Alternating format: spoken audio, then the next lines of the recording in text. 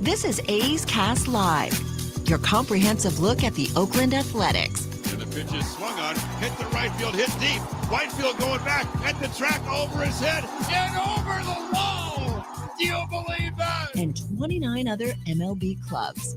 Ramirez with a drive to deep right, away back, gone. Go Hayes! It's a bomb out there by the Rocks. And boy, oh boy, this third inning is now showtime. It is a Judgian blast. All rise. Here comes the judge. Join us as we take you inside the baseball universe, from humidors to spin rates to game-changing moments. We have you covered.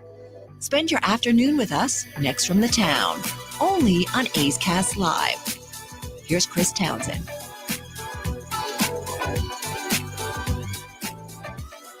You know, I didn't contemplate this, that I wouldn't be able to fit the headphones over the Riddler helmet. Hat. All right, I got to figure this out. Happy Halloween, everybody. That's not going to work. That actually looks kind of funny. Happy Halloween, everybody. This is my famous Riddler outfit that I wear every year for Halloween. I got the Riddler cane. I got the matching pants. I got socks. I've been doing this for years for my kids. And my kids are now, God, it's got to be able to work. Talk. Yeah, you've been doing it for years. I remember a couple years ago, we had a Halloween party kind of thing here at your house, and you were the Riddler, and I was Gardner Minshew. That's when Minshew Mania was taking over the NFL, and he was a Jaguar. They don't have to worry about that now. They got Trevor Lawrence, but he's not starting for the Colts. So I've known about this for a while. How are my Jags doing? Well, they beat the Steelers the other day. My Jags are winning. Steelers are a mess. Woo! There you go, folks. So every Halloween I dress, except the one Halloween I win is John Gruden. That's your picture when you call me. Yeah. I have the big championship ring. Sabercats ring. The Sabercat championship ring is like, it's designed like a Super Bowl ring. It's obnoxious. So I have the big ring. I had all the Raider gear on. I had the headset. Too soon? Was it too soon? All the dads loved it when they brought the kids up for Canada. They go, Gruden. They got it. My wife she didn't think it was funny. But this is the famous Riddler outfit. It's a full suit. And I wanted to say happy Halloween. Halloween, to me, no doubt, is my favorite time of the year. I deck my house out. I've been doing it for my kids. And I started to realize that my kids are going to go away to school next year, but I'm still the best guy on the block. I'm going to have to carry this tradition.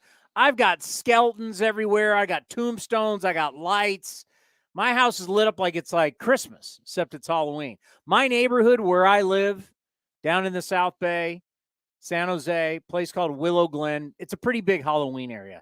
People from all over the city bring their kids into Willow Glen. It's safe. We'll have thousands of trick-or-treaters, especially downtown Willow Glen. We're a big Halloween spot. So I carry on the tradition of Willow Glen Halloween. I'd say we'd come hang out with you guys for Halloween tomorrow, but we're going to be Halloweening in Seattle in the rain in the Pacific Northwest. Well, yeah, I haven't had a Halloween. Well, COVID, I always had a Halloween party, and everybody would come to my house. But COVID kind of killed that. Now everybody's kids are teenagers. Everyone's getting older. I mean, so now it's like, because all the kids would like dress up and trick or treat around the neighborhood, and I would go around dressed like this. We did that a couple years ago. But yeah, that kind of killed it. So happy Halloween, everybody, from A's Cast Live. Great show for you today. Who do we got today? We got Scott Braun for the first time from Foul Territory. Well, we had him on years ago, but he's now Foul Territory. We had him on when he was MLB Network. MLB Network, yeah. So we have him today at 1:30, and our resident MLB analyst during the postseason, Scott Emerson, the A's pitching coach, will be here at 2:30. All right, I'm going to give you guys. Can I play bookmaker? By the way, you want to talk about something that ruffles the There's a lot of things that ruffle your feathers, that get your panties in a bunch, as they say. It really chaps your hide. There you go. But the one thing that chaps your hide probably more than anything lately is the fact that we technically are not allowed to play fantasy baseball as baseball employees. I got a gripe with that. It bothers you.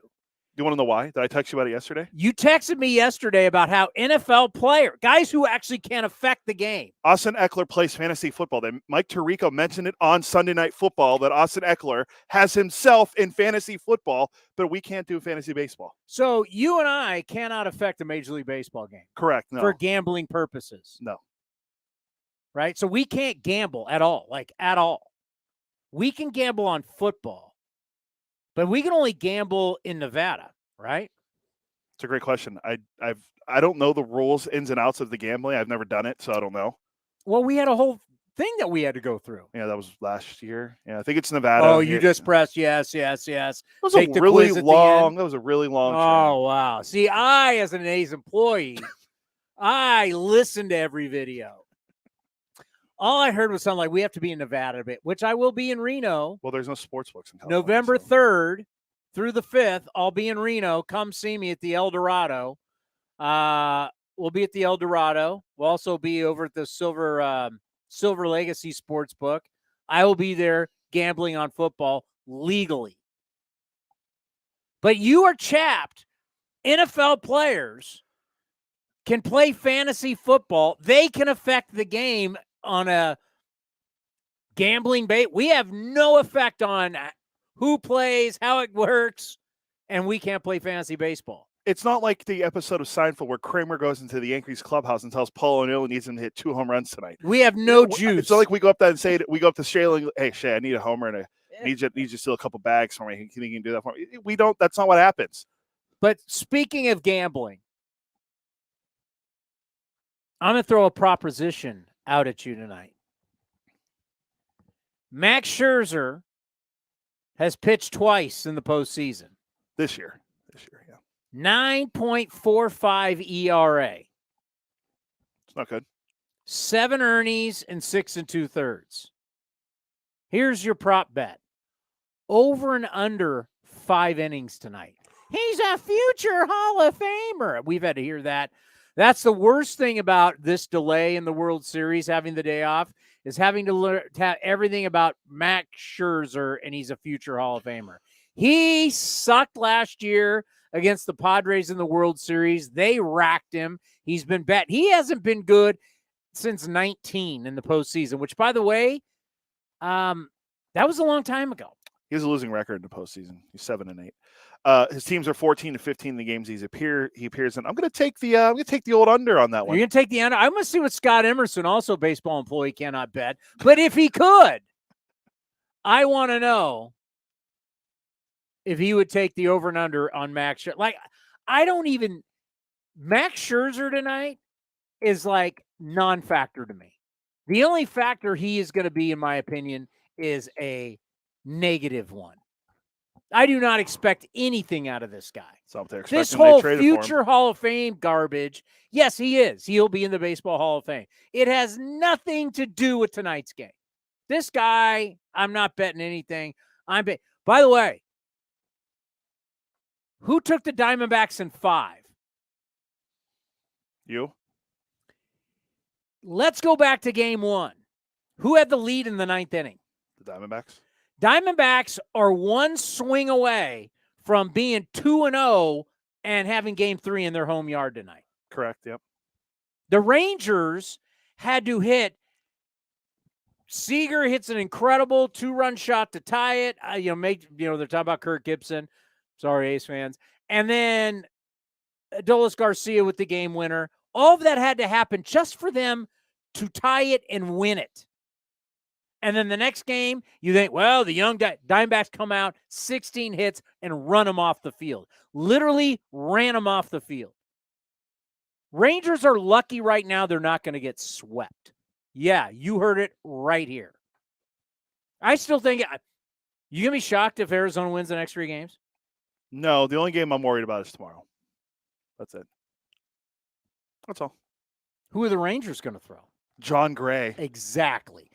I'll give you the prop bet again tomorrow. You think John Gray will go 5 innings? I'm going to go probably not. Remember, Boats manages with his gut. Yeah, but the problem is Boch's gut doesn't have a good bullpen. Also and true. this is where that's catching up. If you're not Spores and you're not Leclerc, this is where your problem is. Yeah, and Eovaldi wasn't good in game 1. So, and Montgomery was okay, and then the bullpen let him down. Right. And then the bullpen let him down. Shocker. Rangers bullpen let him down. Yeah, you need to get back to those two guys if you want to have a chance. And, I mean, even then, we saw what Arizona was able to do to them. But, yeah, I don't know. I think Graham might take the under on Gray, too, because we won't be on. So, yeah, I'll take the under on Gray going 5. You're going to take that? Does that mean that Martin Perez or who's the other starter they have? Oh, those are the guys, because Scherzer's going tonight, obviously. That amazing. Martin Perez was an all-star last year. Yeah. He makes a lot of money. Makes like $19 million. Last 7 games for the Arizona Diamondbacks. As a team, it's hard to see in this mask, hitting .285, 6 home runs, 20 extra base hits, 14 stolen bases. Get me David Forst on the line, 6 sack bunts. These guys are relentless. It's just the second time in World Series history that a team only struck out twice in a game. It is unbelievable. But I wanted just to briefly talk about here like the difference between football and baseball. In baseball, we're a sport that's so long, and it's every single day, that you have people who cover the game, and it's just not the media anymore, because we have all the analytics people. We got like the pitching ninja. We have all these different people who cover baseball now. And throughout the year, you will have, and I want to use the Atlanta Braves, who had the most wins this year, hit the most home runs, as a great example. There were thousands of posts about the Atlanta Braves this year. If you count articles, tweets, Instagram, Reels on Facebook. By the way, hit subscribe. I forgot about that. Yeah. Hit subscribe, hit the like button, hit all the different buttons that say you like the show, subscribe. We've been told to do that. So if you're watching on YouTube, hit subscribe. What do you do on Facebook? Wherever you listen to your podcast. You're an old man. You're on Facebook. Yeah. I'm not. If you listen, I'm a TikTok guy. If you listen to the podcast, subscribe, like, and review of the A's Cast, Apple, Google, Spotify, wherever you get your podcast, do it there. Also subscribe on YouTube to the A's YouTube page. You'll find all of our content, all the A's content. So do that and help us out. So there's that. So the Atlanta Braves this year, I guarantee you there was thousands of posts. Every single game. You would probably get over 100 tweets from Sarah Langs alone on the Atlanta Braves. I think Sarah probably had the most tweets about the Braves, I would say. Besides Braves. Probably no, more than the people Braves. Inside Atlanta would have they tweet it. People tweet every game. It's part of your job. So I'm not harping on anybody. I'm just saying you spent 6 months. How many times did we have to see the graphic? Alex Anthopoulos, he's a genius. Look at all these guys, their ages, their contracts. They're brilliant. Ronald Acuna Jr., it's the most historic season ever. Matt Olson's going to hit the most home runs, blah, blah, blah, blah, blah. And then all of a sudden, wham, they're knocked out of the postseason like that. They didn't hit at all. See, the problem baseball has is they build these teams up, and they can't pivot. And so all of a sudden, once they've done all this work and all the numbers and all the articles, and the Atlanta Braves are so great, and all their guys are signed, and look how smart they are, and all this kind of stuff, all of a sudden they're out. So all that work for the last 6 months is what? It's garbage. Didn't mean anything. And so they have it's like, this sucks. That an 84-win team is in the World Series. They're like the people around the baseball world become like pouty 12-year-olds. I can't believe this is not right. They get all pouty. It's competition. It's sport. It's what it's all about. We love the postseason. We don't want to go back to when baseball was just American League, National League, 2 best teams played each other. And then we had East and West in the National League. So there was 4 teams who played and the 2 went to the World. No, we like tournaments. We as American sports fans, we love tournaments. It's great. And also it shows you how the more we have tournaments, the more it exposes the regular season isn't what you think it is. It's like, great. For 6 months, you probably played around 500 baseball against the good teams, and you beat up on the bad teams. Congratulations. Now you're in a tournament, and you got to bring it every inning, every pitch, every series. Can you do that? And look at the style of baseball. No matter what, if you watched MLB Network last night, there was a graphic of hits per game. Last 10 postseasons. How many hits per game are you getting? It was the Giants of 14, 2 of the Astros teams, 2 of the Kansas City Royals teams, and this Arizona team. As we remember, those Royals team, they put the bat on the ball. This style of play, we don't strike out. We make contact. We run like hell. We play defense. That is winning baseball. This league that you've built now, these front offices, where everything is home runs and walks, the 3 true outcomes, dingers, strikeouts, and walks. It doesn't play. We haven't had a team win the World Series who hit the most home runs in a season since 2009. That was a long time ago.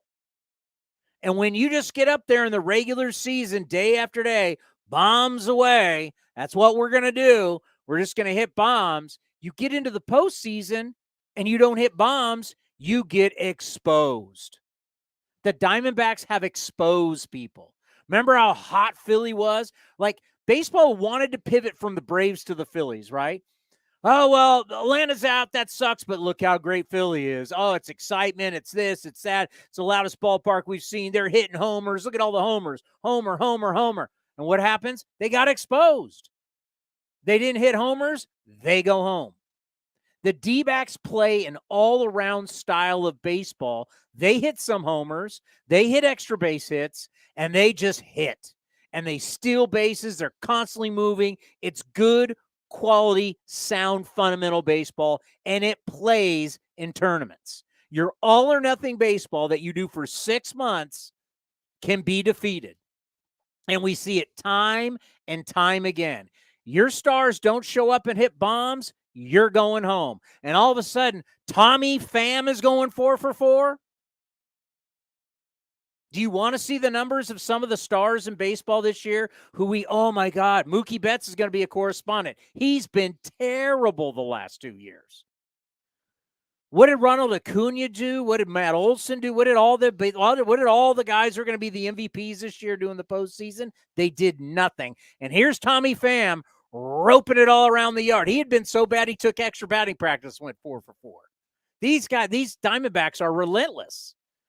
Rangers are good too. They've scored a lot of runs. By the way, Rangers, this postseason, it's been exciting as hell. Rangers are undefeated on the road. Yeah, that's incredible. Right? Yeah. 8-0 on the road. You figured they played some heavy-hitting teams. They played Tampa. They beat them. They won, 99 games Tampa won. Then the next round they played who did they play? Why am I drawing a blank on they played in the second round? Baltimore, they won 100 games. They beat them. Then in the championship series, they beat Houston, who won 90 games. So they're running. They won. All they do is win on the road. They're like that's why in that series against the Astros, the road team won every single game. The one thing no one can make any heads or tails about, and I just wonder the style of play. Because I think about, once again, how our sport is, it's 6 months. Think about how a game works. National anthem, everybody, puts their hand, everybody comes out, national anthem. Then all of a sudden, pitcher comes out, gets his warm-up pitches, first batter comes up, here's the first inning, here we go. And the game has a rhythm to it, right? the season has a rhythm to it. Well, the postseason doesn't have rhythm. The postseason has desperation. And this whole thing about who score first wins, in this postseason, if the Rangers have scored first, they're undefeated. If the Diamondbacks have scored first, they're undefeated. Overall, teams that score first are 29-9. That is a .763 winning percentage. Now, it's not that during the regular season, obviously. I mean, I think about all the baseball games I played in. I think about all the baseball games I've covered. I've never thought, team scored first in the first inning, this thing's over. But in playoff baseball, there is desperation. And I just wonder, in a regular season game in June and July, team goes out, first three guys get out. There's a lot of we go through the motions, right? Even though these guys are competing like hell, they're getting paid a lot of money. They're trying to win. They're trying to put up the numbers. But still, it's June. It's May. It's first inning. It's second inning. What if a team actually took this mentality of, guys, we got to score now. You get on, we're going to do everything we can to score you. What if you took this mentality? It reminds me of, this might be a stretch. It reminds me of the fastest show on turf, the greatest show on turf. Dick Vermeil. That would be the St. Louis Rams. Kurt Warner. I mean, Marshall Falk, Isaac Bruce, they got up on you so fast. Torrey Holt. Right out of the gate. Wham, wham, wham. You're down 21-0. This game's over. Right? Remember those guys? On turf in their building, they were, I'm not going to say unbeatable, but it was tough. Edward Jones Dome. That's what it was called back then, St. Louis. The what? Edward Jones Dome is what it was called in St. Louis. Edward James or Edward Jones? I think it was Jones. Edward Jones Dome. Is it still there? I think it's where the St. Louis Blues play. There's no way a hockey team plays in a football stadium. Edward Jones. Let's see. Edward Jones Dome. And now called the Dome at America Center, previously known as in the Edward Jones Dome from 2002 to 2016. It used to be called the Trans World Dome from 1995 to 2001. Then it was the Edward Jones Dome, 2002 to 16. Thanks for that knowledge. Yeah, well, it's still there. That's good St. Louis Dome knowledge. We're all better because of that. But that's what kind of reminds me of. Oh, by the way, back on the narrative of how people have a hard time, like if their people are not into this World Series.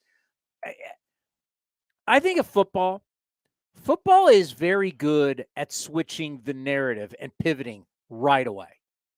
And I think the Niners are a great example of that just this year. If you remember Sunday Night Football when the Niners dismantled the Dallas Cowboys, they kicked the crap out of the Dallas Cowboys. The Niners, what were they, 5-0 at the time? Yeah. And the Eagles had won earlier that day because it was Sunday Night Football. The Eagles won earlier that day. They were 5-0. So Tirico and Collinsworth after the game, I was watching the postgame show. I was watching with buddies, and they're talking about, hey, these are the two best teams in football. Would anyone have debated that at that point? No, those facts. They were kicking teams, you know what? They deserve that. But football has the ability to flip real quick.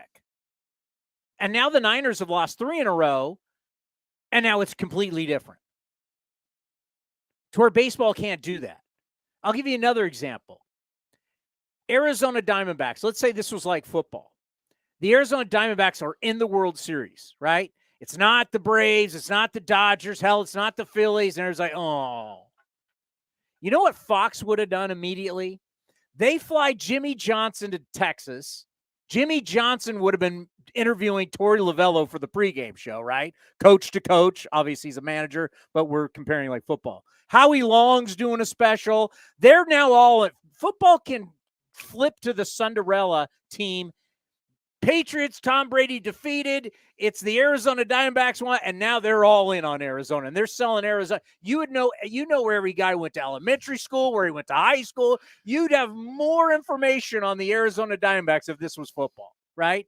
And I know there's a lot of time in between games, but that's how they roll. Baseball was still like, oh, why are these guys in it? This sucks. That's the difference. Baseball just can't pivot to the great story, because to me, the D-backs are a great story. It's been a lot of fun to watch. They have a hard time with that. And yeah, especially when your pregame show, see, Fox's pregame show in football would be building it up like this, the greatest thing. Fox pregame show in baseball is, let's have the Yankees and Red Sox guys talk about their careers. Awful. It's not, I mentioned that to you before we came on, that football does such a good job. And when you come to baseball, it's like, oh, it's Jeter and A-Rod and Big Papi up there. Big Papi's just a laugh track. He says that. The only guy who kind of says something, even though he's boring as hell, is Jeter. Yeah, that's what But that's the whole thing I wanted to mention about baseball. It's like, you know what? Enjoy this. Enjoy this World Series, because there's been some historic stuff. And it's a great, we're seeing baseball doing everything it can to legislate to get baseball back to being a fun game again that's just not home run, strikeouts, and walks, right? We're hearing that baseball may now limit the amount of pitchers from 13. Now, first of all, they limited it to 13. They had to set that rule. You used to be able to set your roster. It used to be 25. How many you want, whatever you want, you can have. You could have 25 position players if you wanted.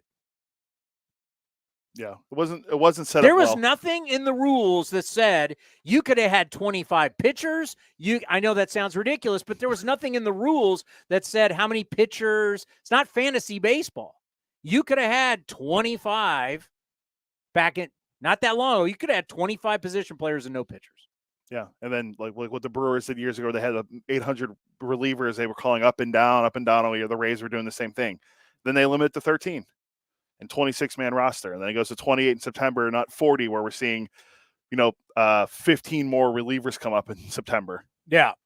So we're talking about now limiting it to 12 pitchers. They are trying to legislate against front offices again. And what would that do? They're trying to eliminate the opener. And I think it goes even further than that. Like, if there was any team like this would have really affected, they didn't have a good year anyway. But think about the San Francisco Giants, our neighbors across the bay. If they only had 12 pitchers, with the way Farhan and Kapler, we'll see how Farhan and Melvin go after it. But Farhan and Kapler, I was telling this story yesterday while golfing with a couple Giants fans. I said, I'll never forget over at Oracle Park this year, where Kapler in the third inning was matching up against Tony Kemp, who was batting like 167. He went to the bullpen to get the lefty against Tony Kemp. No offense. I mean, we love Tony Kemp, but am I really mixing and matching against Tony Kemp in the third? It was the third inning. They had 2 outs. Middle of July. It's not like it was a postseason game. And it was like, you're matching up against Tony Kemp, who's not even hitting his weight? Really? You won't be able to play like that. And now that we have the rules about how many times you can up and down guys from the minor leagues, if you say, hey, 12 pitchers, you take one less. So we could be getting less openers, and we could be getting less mixing and matching. Therefore, forcing you as organizations, you're going to have to get innings from your starters. Yeah, it was Commissioner Manfred was asked about it the other day before the World Series started, and his quote was, I do think that historically starting pitchers have been some of the biggest stars in the game, and I think that the way that pitching is being used right now has caused the pretty much diminishing the value of a star kind of quality for some of our starters. I do think it's an issue that we should talk about. This year, starters averaged 5.1 innings per start. So I kind of like this going back to it. I was always a big bullpen and opener guy, but it's just gotten way out of hand. Wow. Go ahead. It's just gotten way out of hand. You can say you were wrong. You can say you're right. It's healthy. It's healthy to say I was wrong. I was wrong. And that it wasn't good for the game. At the time it was helping, but it's not good for the game now. It swayed too far. Exactly. It literally, you could see the benefits of it. But in the end, it swayed too far. And, it's like when we go down, when Stockton, our A-ball team, comes up and plays the San Jose Giants. Well, actually, that would be coming down. Stockton to San Jose. Yeah. When they come down to play the San Jose Giants, and we always go to support Stockton, and we're watching these games, and it's really, hell, our guy for the Ports last time went 5 or 6 innings. I was like, call him up. I don't care if he's an A-ball. If he can give us 5 innings. But the last 2 times we've seen Stockton take on San Jose, both of the San Jose guys are out there just mowing down the Stockton hitters, and they get taken out in the 3rd. Yeah, they're following what the Rancho Cucamonga Dodgers were And doing. you're like, why is this guy coming out? He's mowing down the lineup. He's out. So we'll talk to Scott Emerson, our pitching coach, about this. If you are training your starters to not go deep in games, guess what? You're not going to go deep in games. I mean, that's just a reality. It's true. Yes. Do we got Scott? We do. Yes. Just stay on this camera, by the way. Happy Halloween. Happy Halloween, a day early. What's Yeah, going on? I got a kids event afterwards, so I decided to go the famous Riddler costume that I do every single year for the show. I've talked about it for years with the fans, so I decided to bust it out. How are you? I'm great, and even better now. I love the look. It looks fantastic. Obviously, it's very A's festive as well. So, oh man, you're dumbing down on me a little bit. Now who you turning into? No, I put the A's Titleist golf hat on. It was getting hot. I've had it on for a half hour. So I have to bring this up because the last time we had you on, you're at MLB Network. It was spring training. I want to say you were in Tempe with the Angels, and then I'm sure for a lot of our fans, where did you go? Now Foul Territory starts up, but you were fabulous on MLB Network. Tell the story about Foul Territory, because we got so used to you on MLB Network, and then all of a sudden, this new career choice. Talk about it. Yeah, it's been a long journey. MLB, I was there for over 11 years, and then I was like, gotta go. So I left officially in February.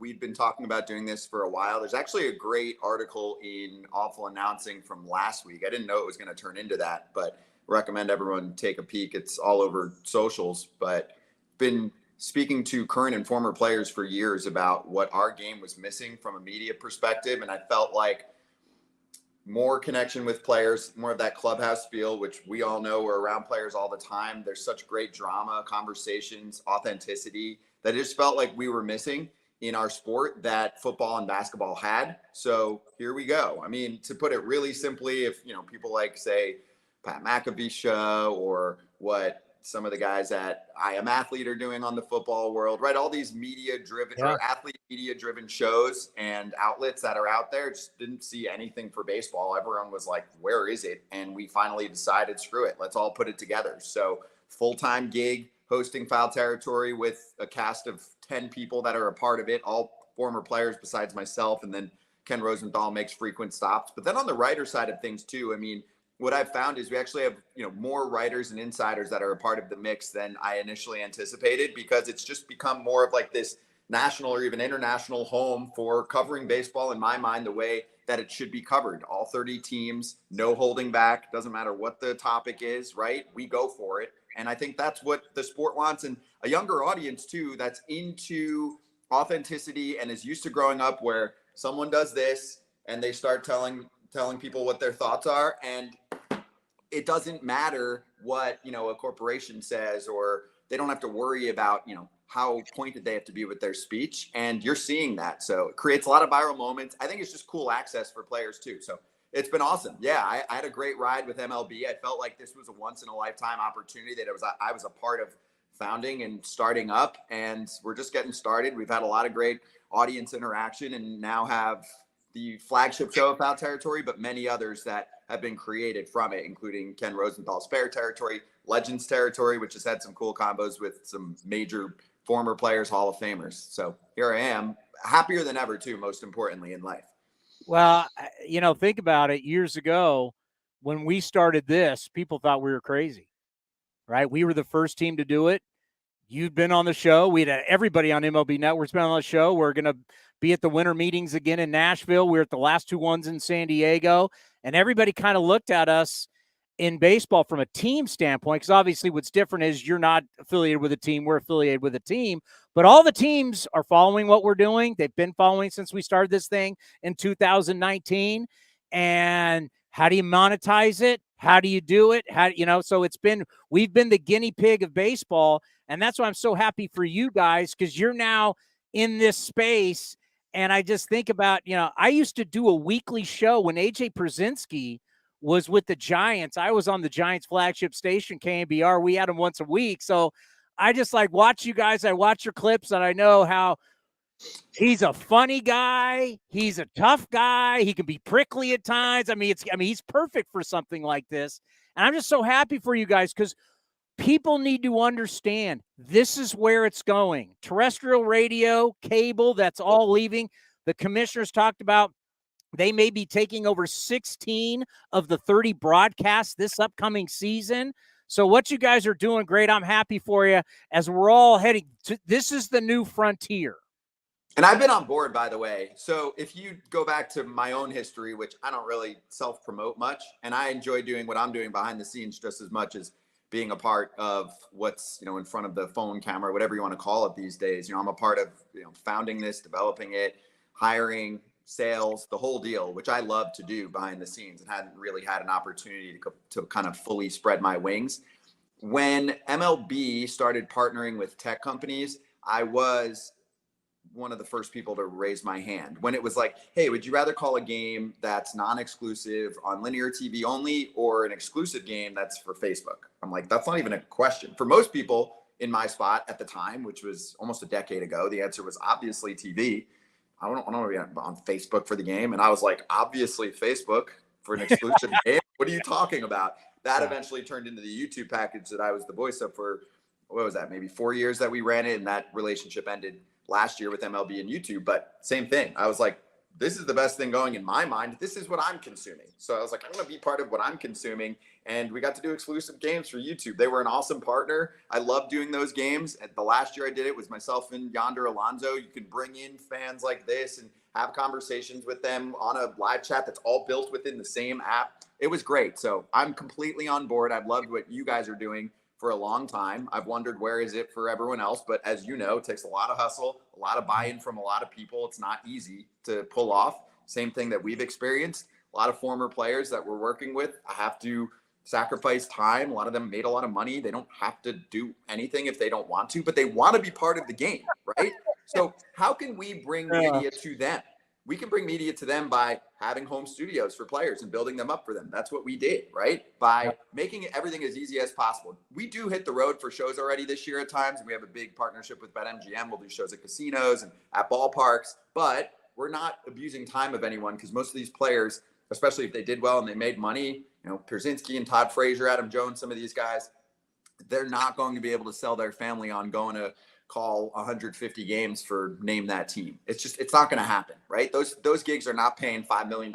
Like they make more. I mean, I'm generalizing here, but they probably can keep their money in their piggy bank and make more on interest. So it has to be convenient for them, but we have to, it's important, I think, for our game to make sure that the most prominent personalities in our sport as they retire still have a voice, because that's what drives fan engagement as well. They want to hear from those guys when something goes down. And in football, they've got it down to a T. You're a major quarterback, you're going to be somewhere, and it doesn't have to be on air anymore, right? Or on a regular TV network. It could be your own company like the Mannings have with Omaha, which is another great example. But we need that. And so that's why this has come together and will continue to grow, because we're putting it in a position where more people, more former players can join the party and they can expand themselves. How important is it for you, after all those years of doing great work at MLB Network, but now you can do what you want to do? It's everything. Feel like it's liberating, and it's not, there's zero regret. And I loved what I did. I just felt like, also put the Theo Epstein theory on it, where he said 10 years at a spot. No, I will not stay beyond that. Obviously Theo's accomplished a lot. I'm just saying, I liked that idea.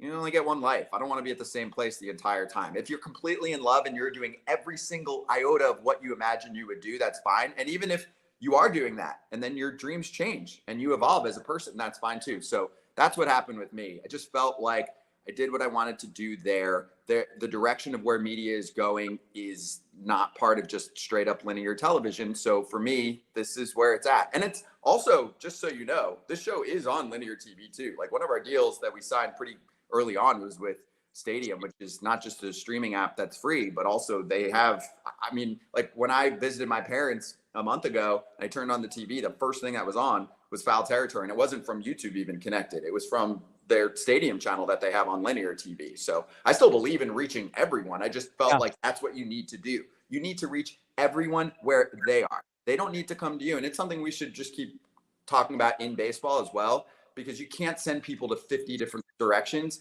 You need to go to where they are, which I think everyone understands that. It's easier said than done, but we have content on not just every social platform, but we're trying to get content on just every platform, period, so that we can hit more baseball fans.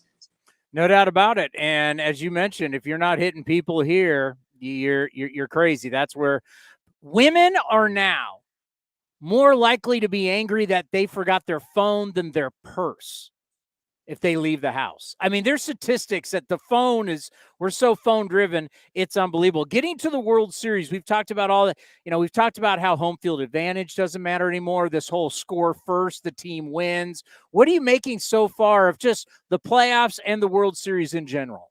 By the way, I would echo that. My phone is my wallet. I don't want to show, but right? Like that's because you got Apple Pay or whatever. It's like you can survive without the purse now.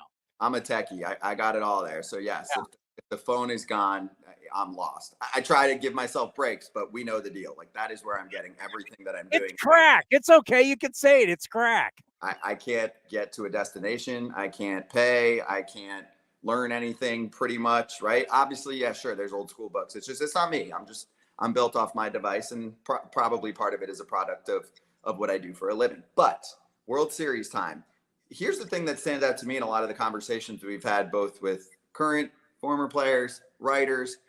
The Diamondbacks were a sexy team in spring training, if everyone remembers, because of the brand of baseball that they played. They ended up having a good, not great season, and there are a number of reasons to that. It certainly doesn't look like the most power-packed juggernaut franchise we've seen. Yeah, they molded their roster what they thought was around a rule change and an evolution of our game that has gone down right now. It has happened, and that gets magnified in the playoffs. So we're seeing that with Arizona. Now, they surprised everyone with their power against the Dodgers, and there is pop in those bats, but not a ton. I mean, Mike Hazen, who's the GM of the team, who made some really incredible trades over the last few years, was the first one to say multiple times this year on the record, we are not going to be the top home run hitting team. We have to find out other ways to win. So they've done that. They make contact. They're paying in the, I don't know if I can say what I'm allowed to say on this here, but they're paying in the whatever you want to call it on the bases, right? They're always wreaking havoc there. And at this point, it's just get on the bases and go. I mean, they don't get caught. Like anybody that's on the bases for them, not anybody, but just about anybody can move, can run. They've got it down to a T. So I think it's a dangerous team, but I think they're setting a new tone for how we'll look at things in the offseason because it's a copycat league. I think people are going to be like, hold up, maybe we need to operate a little bit differently as a franchise. I mean, of course, to use your like, where's the big team or the big market franchise example, the Yankees are like the opposite of the Diamondbacks.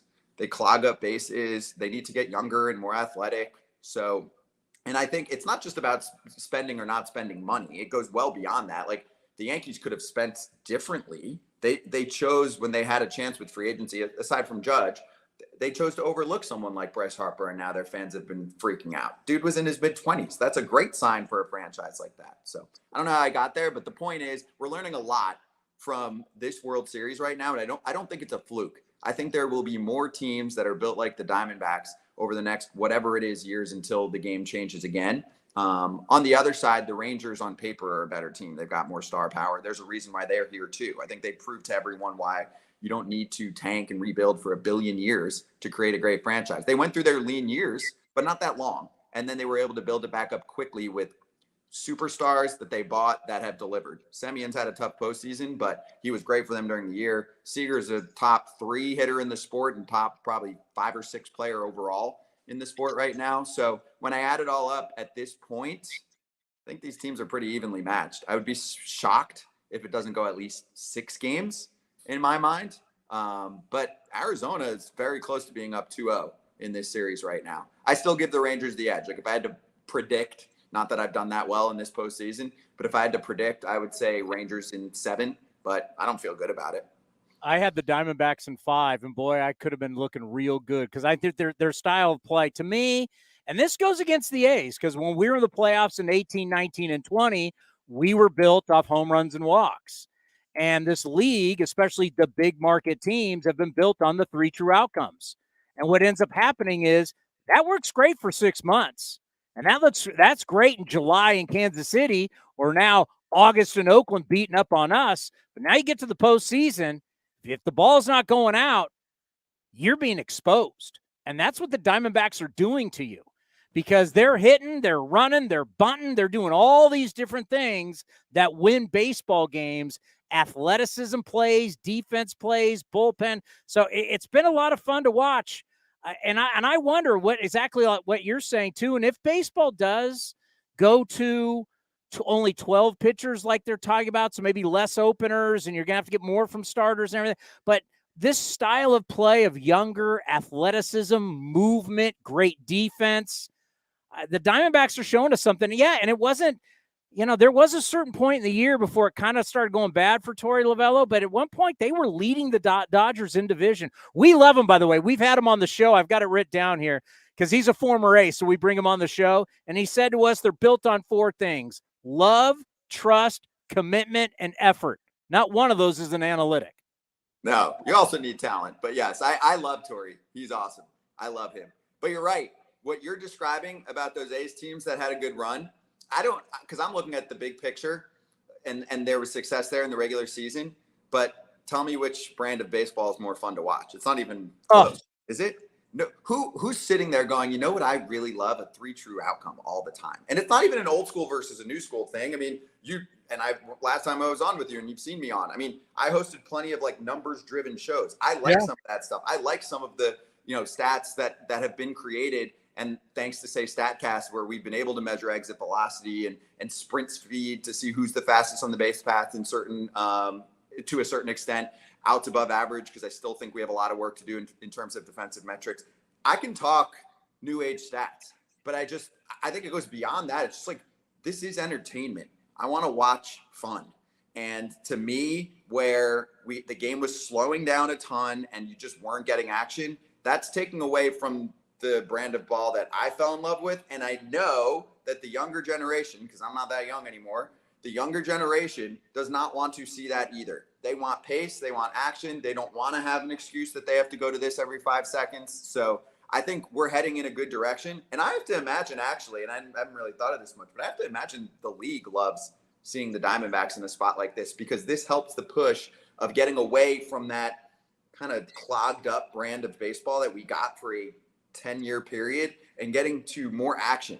Of course, we want more athletes too. Like the Diamondbacks are showing us that we get more athletic ball players into this sport, more bat to ball skills, more speed. It's going to help. So that's great, because if you're a player, you might get a little bit more of a look if you're missing a little on your power tool, but you've got everything else, where in the past for a while that gets heavily discounted. So yeah, I'm all about it. I think it's cool. I hope we get more players like this into our sport.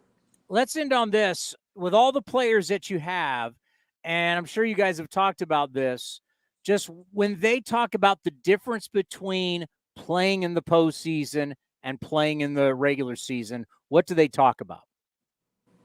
I think it's completely different, right? Because you get into this wave of, I don't want to say getting by or routine or anything, but it can get monotonous and it gets methodical, and that's fine. I think that's how they get through such a long, really grueling stretch. Sure, you can say like they're not getting bashed. It's not football every day, but being asked to perform at that level for that amount of time every single day, and also the fact that hitting a baseball is probably the hardest thing to do in any pro sport, it's a lot. Now the postseason comes and it's different. Everything's shortened, everything's intensified. The strategy is definitely held to a much higher standard.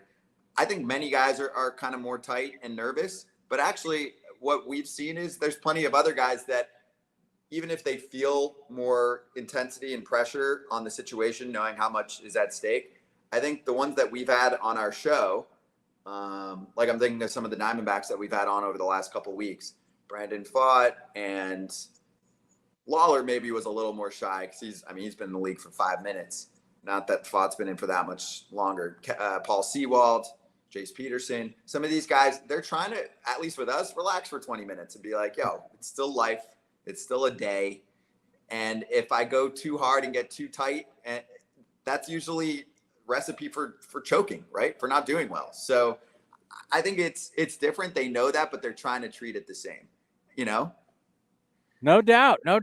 It's fascinating, because we focus so much postseason with football and the NBA. I covered both for years, and then baseball. It's just random playoffs. It's like, we're now getting more into a tournament style. It's I really enjoyed it. By the way, let me just say this: you look and sound happy. That's the number one thing.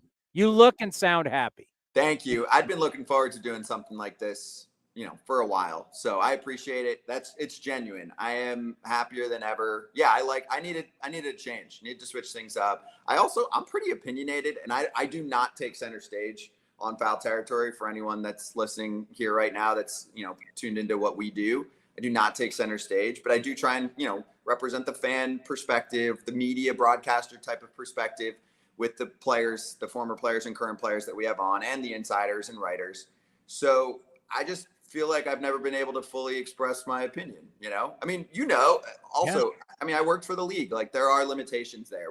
It's not even like, I can't talk about something. That was part of it sometimes, but it's also like not even part of the agenda of a show sometimes. Like, it's not even brought up, like topics that we really like to get into. So you feel like that's kind of bottled up, and I feel like I don't have to be as much of an actor, for lack of a better word. It's not like you were faking everything you were saying, but I don't have to worry about anything anymore. I'm just here with friends, having a good time, which I think is what modern media looks like. It's what you're doing right now, right? It's just like, hey, we're live on YouTube, join the party. Obviously, there's a lot that goes into it behind the scenes to make it look and sound and have guests and everything like that be so great. But at the same time, at the end of the day, people just want to have relatable humans that they can talk to, that they can listen to. And that's what I feel now so much more than in the past. So yes, you are spot on. I am definitely happy.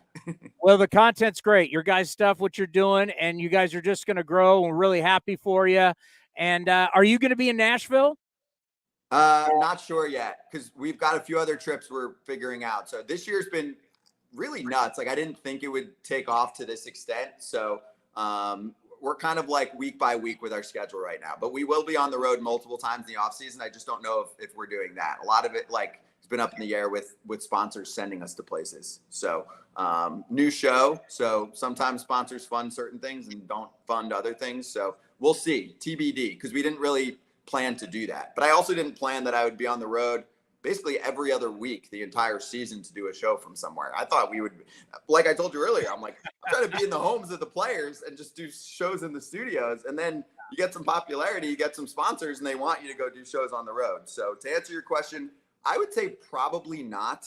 I don't think we need to be there versus some of the other things that we want to travel for coming up. So, but also that could change like in a week. And we got to get you on at some point. Well, I'll tell you what, we have a set always. We'd love to have you come by the set. We get everybody to stop by and keep promote what you guys are doing. But if not, don't be a stranger. I'd love to come on, but we'd love to have you come on again because I've always loved your work. I think you're a fantastic broadcaster. I'm happy that you guys, all of us going this way, we're all really helping each other. We're conditioning the fans to, you got to get off cable. You got to get off terrestrial radio. This is where you need to come. We're all going forward together. And it's free, and I care about that a lot too, right? It's free. Like, at the end of the day, it doesn't matter what your financial situation is. Yes, I mean, you have to have some type of device. But aside from that, we're not charging anyone anything to do anything. The way that this is supported for the most part, is from sponsors and stuff like that. So our fans have been very supportive on that front too. Obviously we're going to throw like you do and like anyone would do, promo codes and stuff like that, but that's good. That means you don't have to pay $300 for cable and everything else, you're still going to have to pay them for your internet unless you got some other plans that you're able to figure out. But you know what I'm saying? Like, that's important to me. I really, and I remember seeing that from some of the other shops that we were also looking at to see how they were operating with athletes, right? And you would hear from a lot of people that are in charge of their own media outlets saying like, hey, we want our fans to be able to access all, if not most of what we're doing for free, right? On pod and on socials and on YouTube and everywhere else. So, and same thing, even our distribution deal on Stadium. So sure, if a place comes calling, which there's been some conversations and they want to give us millions of dollars to be on a certain platform, the answer, I'll tell you right now, because I can already tell you the answer. The answer will be yes, but we'll create that for you because there's no rules. We can just create another show and we still want to be able to access our fans for free somewhere else. You know what I'm saying? No doubt. It's a lot of fun, and the insight from all the players that you're getting is second to none. So continued success, and let's talk soon. Yes, appreciate it. Welcome. Come on anytime. So we'll hit you up. Our people will talk to your people. All right, buddy. You be well. Cheers. Have fun. Foul Territory. It's the new show that is all the rage. You know, it's good to see, right? Because people thought I was crazy when I was leaving 95.7 The Game. I left on my own terms. There were some legal things that almost brewed, but didn't. But you know, I left on. I mean, I had a contract. I ended up getting out of it, and you know, came to the A's, and a lot of people inside our own organization thought I was crazy. I then stole this guy from 95.7 The Game, but people thought we were crazy. Like, what are you doing? How could you do this? That's never going to work, blah, blah, blah, blah. And now look, they've taken the perspective of was a host at MLB Network. They've got a bunch of former players, name recognition. They want to talk baseball. They use their connections to get all the current players on. It's a slam dunk. They're having guys on on game days of the World Series. Yeah, it's awesome. So this is, if you didn't hear, I said it to Scott. We talked about it earlier. Baseball is talking about having to, because of Bally's is bankruptcy, having to take over 16 of the 30 broadcasts in Major League Baseball. We're not one of them, neither the Giants, but 16 and 30. That's my San Jose State math says that's over 50%. It's over half. Yes, correct. Okay. So that tells you cable's in trouble. And Major League Baseball, NBA, and this affects the NBA and hockey too, because a bunch of them are on Bally's too. You can't have, like, let's say 10 teams on cable and everybody else not. Like, at some point, that's not a good business model, right? So what's the business model going forward? Well, I don't know. I can tell you this. As a father of teenagers,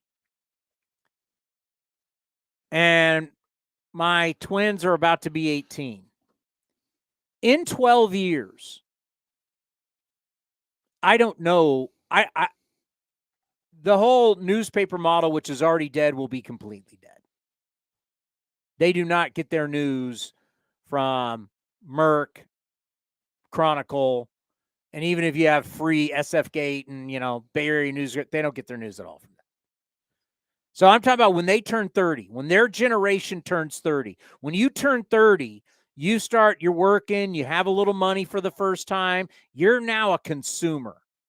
If you make some money in your 20s, great. But a lot of people, it's in your 30s, like yourself. You and your wife making money. You're true consumers now.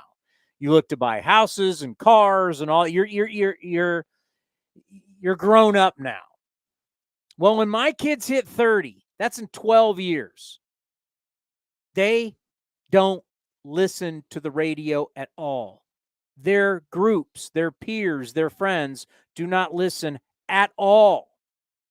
In 12 years, this generation that's turning 30, when they get to be in their 30s and kids even older than them, they don't listen to the radio at all. They've never even been to AM radio. It's going to be dead. Cable's going to be dead. Radio's going to be dead.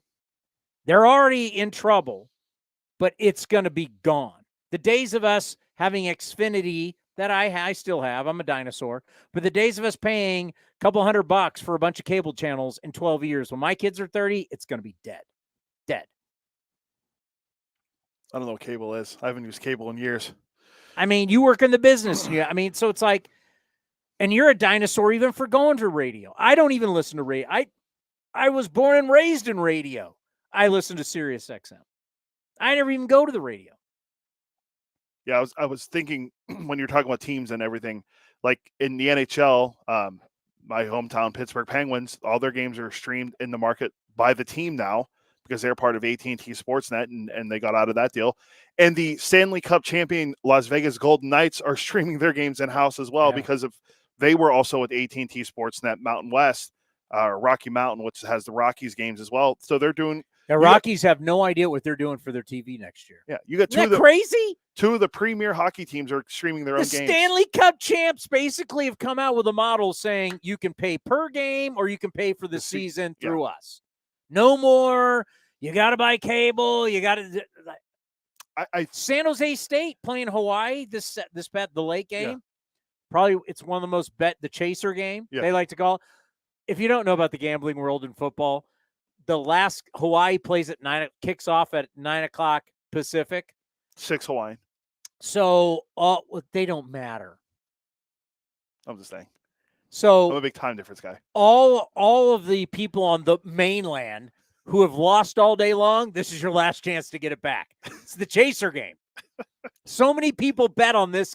When Hawaii plays late, there's a bunch of money. The East Coast people, West Coast, betting this game. Spectrum Sports. So we're like, how do we watch this game? My Spartans.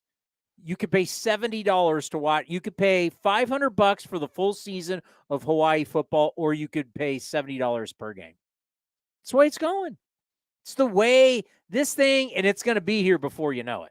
Things are changing so fast. That's why we created this. We created this because we knew this is the future. That's a lot of money to watch Hawaii football. Totally. $500? And the great thing about it is that we do this show.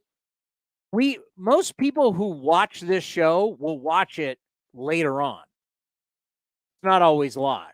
We tell you when we're going to be on. We do that because we're on before games, right?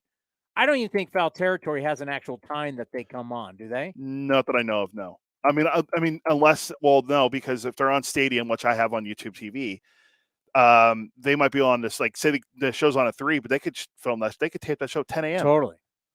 And Scott's, remember him at MLB Network? He was fantastic. So even Sportsnet LA is now launching a thing where you can sports in Southern California, Hawaii, and Southern Nevada without access to Spectrum Sportsnet can purchase Spectrum Sportsnet Plus, like you're talking about, $19.99 per month or $179.99 per person. I think this is more so for like the Lakers and like that, but still $20 a month. You don't want Nat Geo. You don't want Comedy Central. Exactly. You don't want TBS, TNT, all these different channels. Nobody wants. And I sorry we're talking about this, but Scott got me fired up because we're passionate about the same thing, right? No one wants this. I don't watch any of these channels. I literally, what do I watch? I watch MLB Network. I watch NFL Network. Those are the main two I watch. I watch the Golf Channel. NBC, Fox, and CBS. Because of games. Yeah, that's what I was going to say. I don't watch any sitcoms on television. There's not a show on television that I watch. As horrible news about Matthew Perry passing away. We were still the generation in college where at first was Cheers. I was a kid. Cheers was towards the end when I was in college. But it was Cheers to Seinfeld to Friends that you had to watch. You didn't have a DVR. I guess you could have a VCR. But we would watch it Thursday nights, must-watch TV, and then go out drinking in college. Yeah, there wasn't TiVo back then. No, so you had to watch it. It was what the hell do you call it? Appointment television? Appointment television. There you go. It was appointment television. That's gone. Like people, our post-game show, is the most on athletics.com/AceCast. Our post-game show is the most downloaded thing by a lot. And there were times at 95.7, the post-game show was as high as rated as the game because people like the craziness of the post-game. I'm ranting and raving. People are ranting and raving. People tell me all the time. They download it and they listen to it the next morning when they're walking, when they're going to work, when they're, because they weren't able to stay up late because God knows games used to be 3.5 hours. Now they're not, thank God. But yeah, people want to consume it when they want to consume it. And that's why when we put this show, you can still listen to athletics.com/AceCast. You can rewatch it on YouTube. You can rewatch it on Facebook. You can watch it. Twitter, you can go back and find it on Twitter and watch. I mean, there's so many different ways. We call it X now. Not dinosaurs still call it Twitter. Yeah, X, Twitter. And you can get the podcast because podcasts are still huge too. So you can get it anywhere you get your podcasts. You can find AceCast, all of our stuff. And we've been doing that since 2019. The streaming television side of it's been the last couple of years, and we've seen the growth of it. Now we see a lot more popping up here and here, but we're the only team-affiliated program that's doing it. Yeah, I'd like to be affiliated with BetMGM Sports. That'd be a nice little sponsorship. There's a lot of people that our limitations are only that kind of stuff. Correct. That's our limitations. There's always limitations to everything. By the way, I watch TBS and TNT because they have games on there: baseball, hockey, basketball. But that's the only like wrestling. That's the only time yeah. When I was a kid, I'd watch Gilligan's Island and the Munsters and stuff on TBS. And the Braves. But I'm saying non-sports. Yeah. Like WCW. TBS, they got baseball. Postseason. Correct. When they don't have postseason baseball, what do you watch on TBS? Hockey. That's about it. They have hockey? Yeah, they had hockey on yesterday. You're watching hockey? Well, if there's someone I don't want to watch, they're on. And wrestling's on there. I'm out. out. AEW is on there, and then WWE is still on USA and Fox. So those are the channels I watch on side of baseball, football, and HBO, Showtime, Cinemax. I have HBO Max. We subscribe to that, but I watch it for Curb Your Enthusiasm. But you can just get that. Yes, I have just that. Yes. Yeah. But back in the day, no stars. Back in the day, you had to get the cable package to get it. I'm pretty sure my parents still pay for that with Xfinity. They have HBO Stars, Max, all of those. It's Jaws 3. What? Shark Week. I do love Shark Week. Shark Week. It's still really popular.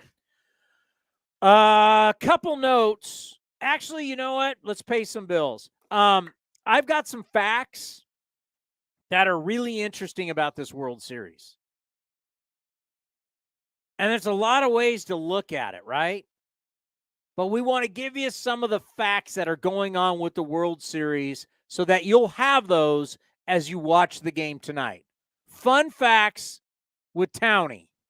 Maybe some questions for you. Oh, and you're going to love the list. He's got a list of potential Angels managers. I'm going to text my wife for her to tune in. Rally Monkey. Why not have the Rally Monkey be the manager? Oh, wow. Just send the data down to the Rally Monkey and let him manage the Angels. There's a good list of names on there. Is the Rally Monkey on the potential list of managing the A's? He's not been Angels. The Angels. Maybe he should be on the honorable mention. Huh? He should maybe be put on the honorable mention because he's not on the list as of now. But they haven't gone through their full list of candidates just yet. Rally Monkey. We talk about it next right here on A's Cast Live. This is Chris Townsend and Commander Cody for Link Soul. You got to go to their website right now, linksoul.com. The new polos are unbelievable. New colors, lighter weight. We got our new summer shipment, Cody. I couldn't be happier. I look better. All thanks to Link Soul. So we're talking about new polos. You can check out their shorts. Anything you need for summer, they have it right now. When you go to their website, they've got a smoking summer deal. Go to linksoul.com. That's linksoul.com. Hey, it's Eno Saris, your friendly neighborhood baseball scribe. There are two things I love, baseball and beer. When I'm not busy around the ballpark, you'll likely catch me back with a cold one at any of Fieldwork Brewing's 8 locations sprinkled across the Bay Area. Fieldwork's got a rotating lineup of over 20 beers on tap that's as diverse as any 26-man roster. They got everything from super juicy hazy IPAs to crisp pilsners and tropical sours that make your taste buds do the wave. Whether you're all about that draft life or prefer to grab some cans to go, Fieldwork's got your bases covered. Check them out at fieldworkbrewing.com to learn more. That's fieldworkbrewing.com. Thanks to the Xfinity 10G network, my little brother's friends won't leave our house. When I was their age, internet with basically no interruptions was a pipe dream. You sound like my grandpa. Now through December 21st, new customers can get 1.2 gigabit internet for $25 a month for 2 years with no annual contract and Wi-Fi equipment included when you add Xfinity Mobile with unlimited data at regular rates. Switch today. Requires paperless bill and autopay with stored bank account. Restrictions apply. Taxes and fees extra. Xfinity Mobile requires Xfinity internet. After promo, regular rates apply to internet service and Wi-Fi equipment. Actual speeds vary. If you're looking for a new mattress, Nest Bedding has you covered. Sleep on the same mattress Hall of Famer Ricky Henderson sleeps on. Nest Bedding is the #1 brand of online mattresses and the Bay Area's favorite mattress store. Take home the Easy Breather pillow. The New York Times calls it their #1 pick. You can navigate their easy-to-use website, nestbedding.com. That's nestbedding.com. Green and Gold fans, use the coupon code Oakland and you get 10% off your entire order. Nest Bedding, love where you sleep. This is Chris Townsend, and if you're looking for a great place to eat and watch games, go see my friends at the Chicken Pie Shop of Walnut Creek. The Chicken Pie Shop is one of the hottest restaurants in Walnut Creek. You're not going to find a better menu, and come try their world-famous chicken pie that has been served in Southern California for 86 years. Spacious indoor and outdoor dining, perfect for your next private party or corporate event. Don't forget free parking. For more information, go to chickenpieshopwc.com. That's chickenpieshopwc.com. Nestled in the hills of San Jose, minutes from Silicon Valley, Cinnabar Hills Golf Club offers 27 holes of championship golf, a first-class pro shop, practice facility, and great food in the grill. This time of year also means family and business get-togethers. Let the folks at Cinnabar Hills make your event unforgettable while enjoying their award-winning venue. It's all there for you. Championship golf, a great space for any events, and incredible food. See it all at CinnabarHills.com. That's CinnabarHills.com. Hey, Billy, this deck is great for getting everyone together. Thanks. We're really enjoying the outdoor space, especially on a day like today. What's the material? Humboldt Redwood from Ashby Lumber. They gave us a great deal, provided us with a quick quote, and we couldn't be happier. We even found a great contractor through their online contractor directory. Don't miss a day outdoors. Visit Ashby Lumber in Berkeley or Concord to see our stock of naturally strong, naturally beautiful Humboldt Redwood. Find out more at ashbylumber.com for all your building needs. Ashby Lumber. Innovation. It's at the core of Cal State East Bay, like at our Green Biome Institute, where faculty and students preserve genetic information from California's endangered plants, or how we open doors for local entrepreneurs at our Small Business Development Center. From educators to nurses to STEM professionals, Cal State East Bay has real impact throughout the region's neighborhoods, boardrooms, and the entire economy. Be part of the innovation. Connect with Cal State East Bay at csueastbay.edu/impact. When Northern California businesses need some pop in their lineup, they call the bank rooted in the East Bay, Mechanics Bank. Since 1905, Mechanics Bank has been helping Bay Area and Northern California businesses find success and perform at the top of their game. See how they can make a difference in your business today. Call or stop by your local branch or visit mechanicsbank.com. Mechanics Bank, the official East Bay bank of the Oakland A's. Member FDIC and equal housing lender. Unlock offers and receive exclusive in-game features by downloading the MLB Ballpark app for iPhone and Android today. Plus, get the latest information on game times, schedules, and more. Streaming from the town, A's Cast Live continues with Chris Townsend.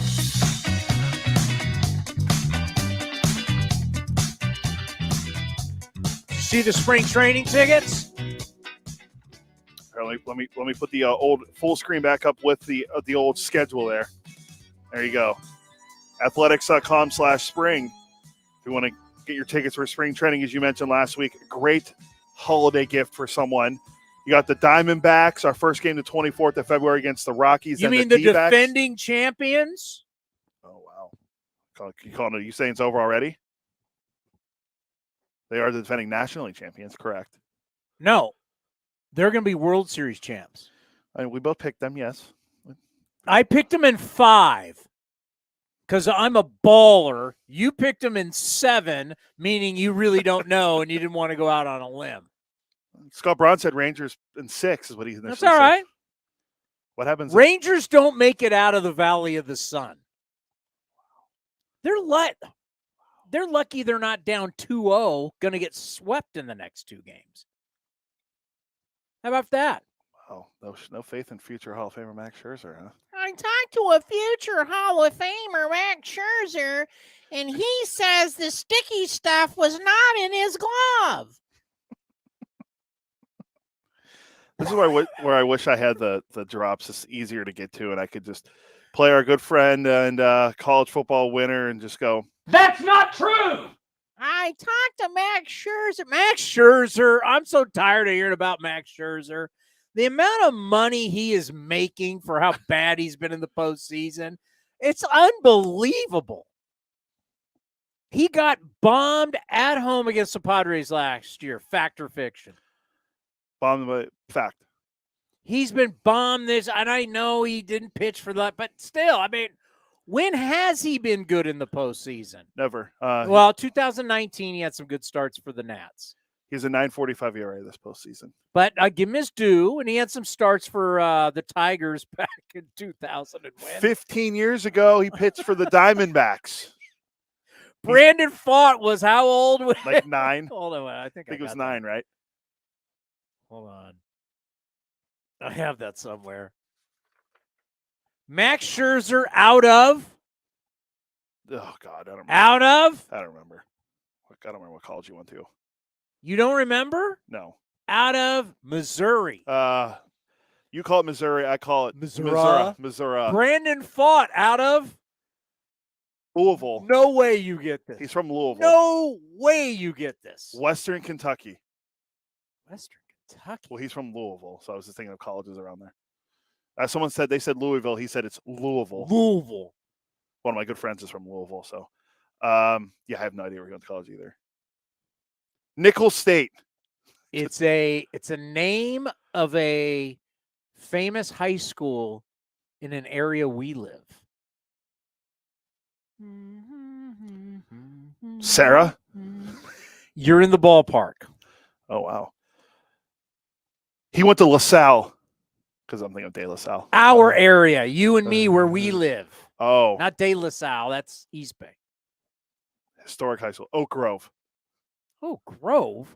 It's a big football school. What's close to Sarah? Famous high school, been here forever in the South Bay. Bellarmine? Bellarmine. He went to Bellarmine College? Wow. Brandon Pfaadt went to Bellarmine College. Did not know that, but I know about Bellarmine College because they came here either last year or 2 years ago to play, I think, St. Mary's in basketball. That's where he went. I'm just here to educate people. Oh, sorry. I'm trying to. Of course, I was trying to look up that stat for you about how old Brandon Pfaadt was. I have it. Brandon Pfaadt was 9 years old when Max Scherzer made his debut. As a D-back. Brandon Pfaadt was 9. 15 years ago. That's unbelievable. Only the 2000. Oh, so I got to get to the facts. That's what I teased. Yeah. All right. D-backs are just the third team in the wild card era to strike out no more than 2 times in a World Series game. 0-2 Angels and 2010 Rangers. The team that out-homers the opposition in the playoffs is 22-4. Not surprising. We've given you the team that scores first, 29-9. In a best-of-7 postseason series with the current 2-3-2 format, teams have split the first 2 games 87 times. The team that played those games at home still went on to win the series 48 times. That's 55%.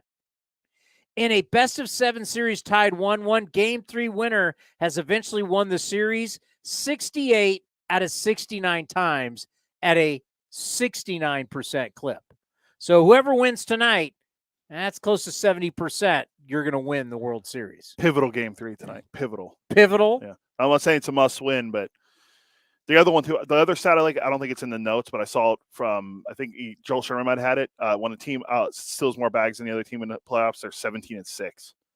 So it fits right in with Arizona and their ability to steal bases. I saw that somewhere. It might not be in here. That might have been on the ticker. Diamondbacks are hitting 364 with runners in scoring position in the first 2 games. Your Rangers, 125. Style of play. Rangers hit home runs. They won game 1. Rangers didn't hit home runs in game 2. Their big boys didn't show up. And what happened in that game?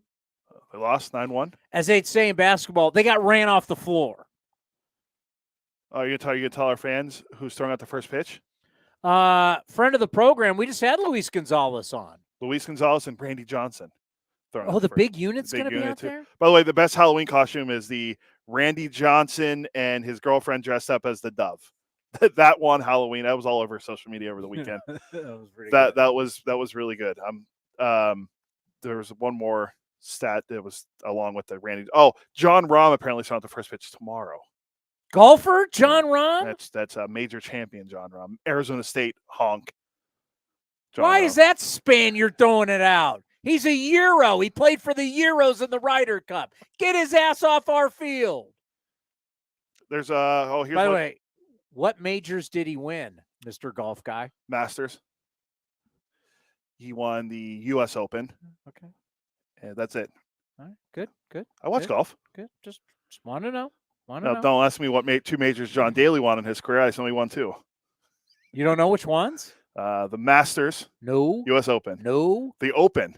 Yes. What's the 4th? Oh, the PGA. Yes, won the PGA. So winning the Open is pretty incredible. By the way, all these Euro golfers are frauds. You want to know why? Can I tell you why? John Rahm's wife was an athlete at Arizona State. He went to Arizona State, didn't he? Yes. Yeah. And he lives in Arizona. All these guys who are Euros come over here. They go to college here. They get married to American women. They live here, and they have their kids here. And then they go off to the Ryder Cup. Oh, Europe. And their kids are American. And they throw out the first pitch at the World Series. Yes, fraud. But he's all about Europe for this 1 week of the Ryder Cup. From Jesse Rogers. Stop it. Jesse Rogers. Your kids are American. It's funny. So they have the Ryder Cup pictures with the wives, right? Because you bring your wife to the Ryder Cup. And for a lot of you who don't follow golf, you don't care about this, but it's a long time. It's a week-long competition, Europe against the United States. Happens every 2 years. It's called the Ryder Cup. Whoever wins gets the Ryder Cup. They have the wives, and they have these pictures with all the wives, the players and their wives. Well, years ago, the guys in Europe all played on the European tour, and they'd only come over here for majors. So they were all married to European women. Modern-day European players all play on the PGA Tour and predominantly are all married to American women. And it's funny. It's like, here's the European team, all married to American women. By the way, I do have my NFL shirt on underneath. Other side of the thing. Yeah, I did not pull out a nice dress shirt for this. Another stat for everyone who wants to know about tonight from Jesse Rogers, friend of the program of ESPN. The roof's open tonight at Chase Field. Diamondbacks are 15-8 this year, and the roof is open. Hold on. I got to write that down. Roof open. 15-8. 15-8. Roof closed. 27-31. Wow, that's a dramatic difference. I'm telling you, don't be shocked if they run them the next 3 games and it's in 5. Could have been in 4. If game 1 went to Arizona and then they ran them off the floor in game 2, and tonight you have Scherzer going to go like 2-3 innings and get racked, they'd be up 3-0. And no one's ever come back from 0-3 in the World Series. Nobody. That stat still just doesn't. It doesn't. 15-8, 27-31. You play 81 home games. That's nowhere near 81.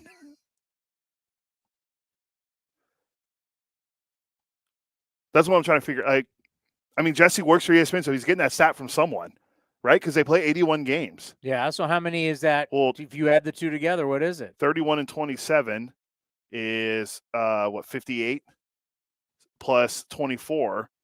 would be 82. So he's not counting the postseason? Or 23, yeah. So somewhere around there. It's around 80, like small, like. Don't let facts get in the way of a good story, damn it. You had a good story. I wrote it down. 15. They're 15-8 when the roof's open. That's all you need to know. It's fake news. It's not true. Yeah, where's Gundy? We need Gundy. Yeah, where's my guy? That's not true. Yeah. We deal in a world of there. Hey, where's that Aaron Boone? The math doesn't. I'm going to edit myself. I'm going to edit myself, but there's a couple things I would love to say, but since I'm not going to say it, but there are some things out there that are not being reported right now. His math's wrong. 99% is impossible. There's only 30 parks. I love when he said that. Aaron Boone. Was that this season? What season was that? I think it was last year. And what was he talking about? It was about. I need to find the context. Don't. No. Go ahead and tell your facts out there. And I'm just saying, there's some things going on that's not being talked about. And they're very important. And they're not being talked about. Who's talking about Chris Woodward? Something Chris Woodward said last year about ballparks. And because he called it a Mickey Mouse ballpark. And all the home runs. Yankee Stadium? Yeah, and that's when he said his math's wrong. There's only 30 parks. 99% is impossible. I'm a fan of Aaron. I mean, I hate the Yankees. And you know what's going to happen? And I love it too, by the way. When we go to the winter meetings, they put us right next to the Yankees in the Yes Network. We battle the Yes. It's only us and the Yankees there. Can't wait. Can't wait. And I get louder as they get on just to annoy them. His math's wrong. 99% is impossible. There's only 30 parks. Last year was great, though. Remember, Brian Cashman signed the extension, and Brian Cashman came walking by. We're like, Brian! He's giving us a thumbs up. Hey, guys! We're friends. Yeah.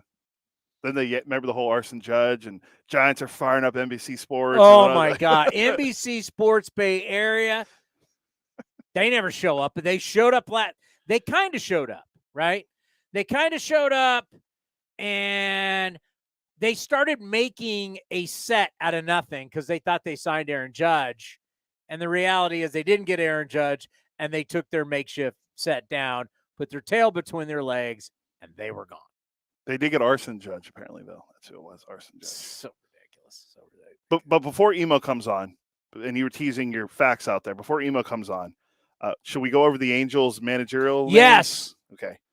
Before Emo's in what we call the green room here, so he's waiting. So he'll hear. I got to put my costume back on. Can he see me yet? Yeah, he can right now. I got to get the costume. Okay, so I'll go through the list while you put the costume on. Here's the list of guys that are being considered. This is from Bob Nightingale of USA Today, friend of the program. Torrey Hunter, the 5-time All-Star, 9-time Gold Glove winner, has emerged as a candidate to fill the Los Angeles Angels managerial vacancy. Artie Moreno, big fan of Torrey Hunter. Torrey Hunter. That's one. Wait a minute. Is he going to play, man? He's going to manage?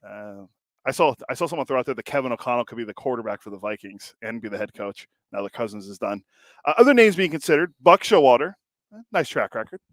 Ron Renicky, he was a winner in Milwaukee. Let me ask you a question. The Angels, who predominantly had 3 million people a year, is Buck Showalter at this point going to really do much for you? Does Buck Showalter, he's a smart guy, but at his age, is Buck Showalter what you're looking to build? No. He's the guy you bring in if you're trying to win now. Torrey Hunter. Are you kidding me? Torrey Hunter? Ron Renicky, Buck Showalter. Okay, Renicky managed before and was a part of the last time he was a part of that staff with Joe Madden under Sosha. He makes sense in Boston when they had success. Yeah. He's had success as a bench coach, manager. That makes sense. There'd be Darren Erstad. Was he going to punt for you? What do you mean he's a manage? Pre and post game host Tim Salmon. Wait, friend of the program? Good player as well. No, I don't think he's ever coached. And then Benji Gill. Tim Salmon's another one of those guys that made too much money. Tim Salmon, who's doing your pre and post, you're going to have him as your manager? He's on the list that Bob Nightingale has, and then Benji Gill, who's a infield coach, as a former catcher for the Angels.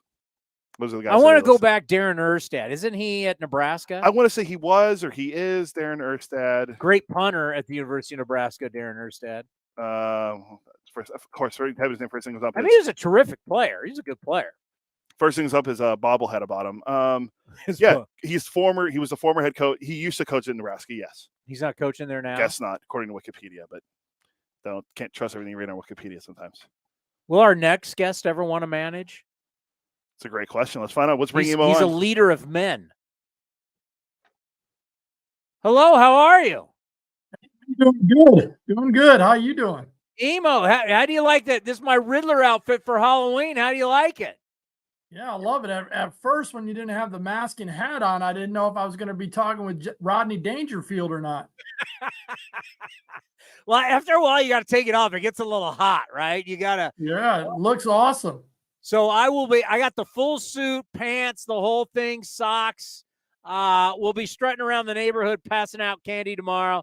I wanted to dress up since this is we will not be on tomorrow on Halloween. But so I just wanted to show you. I've talked about for years my Halloween costume. Well, here it is. How's the shoes?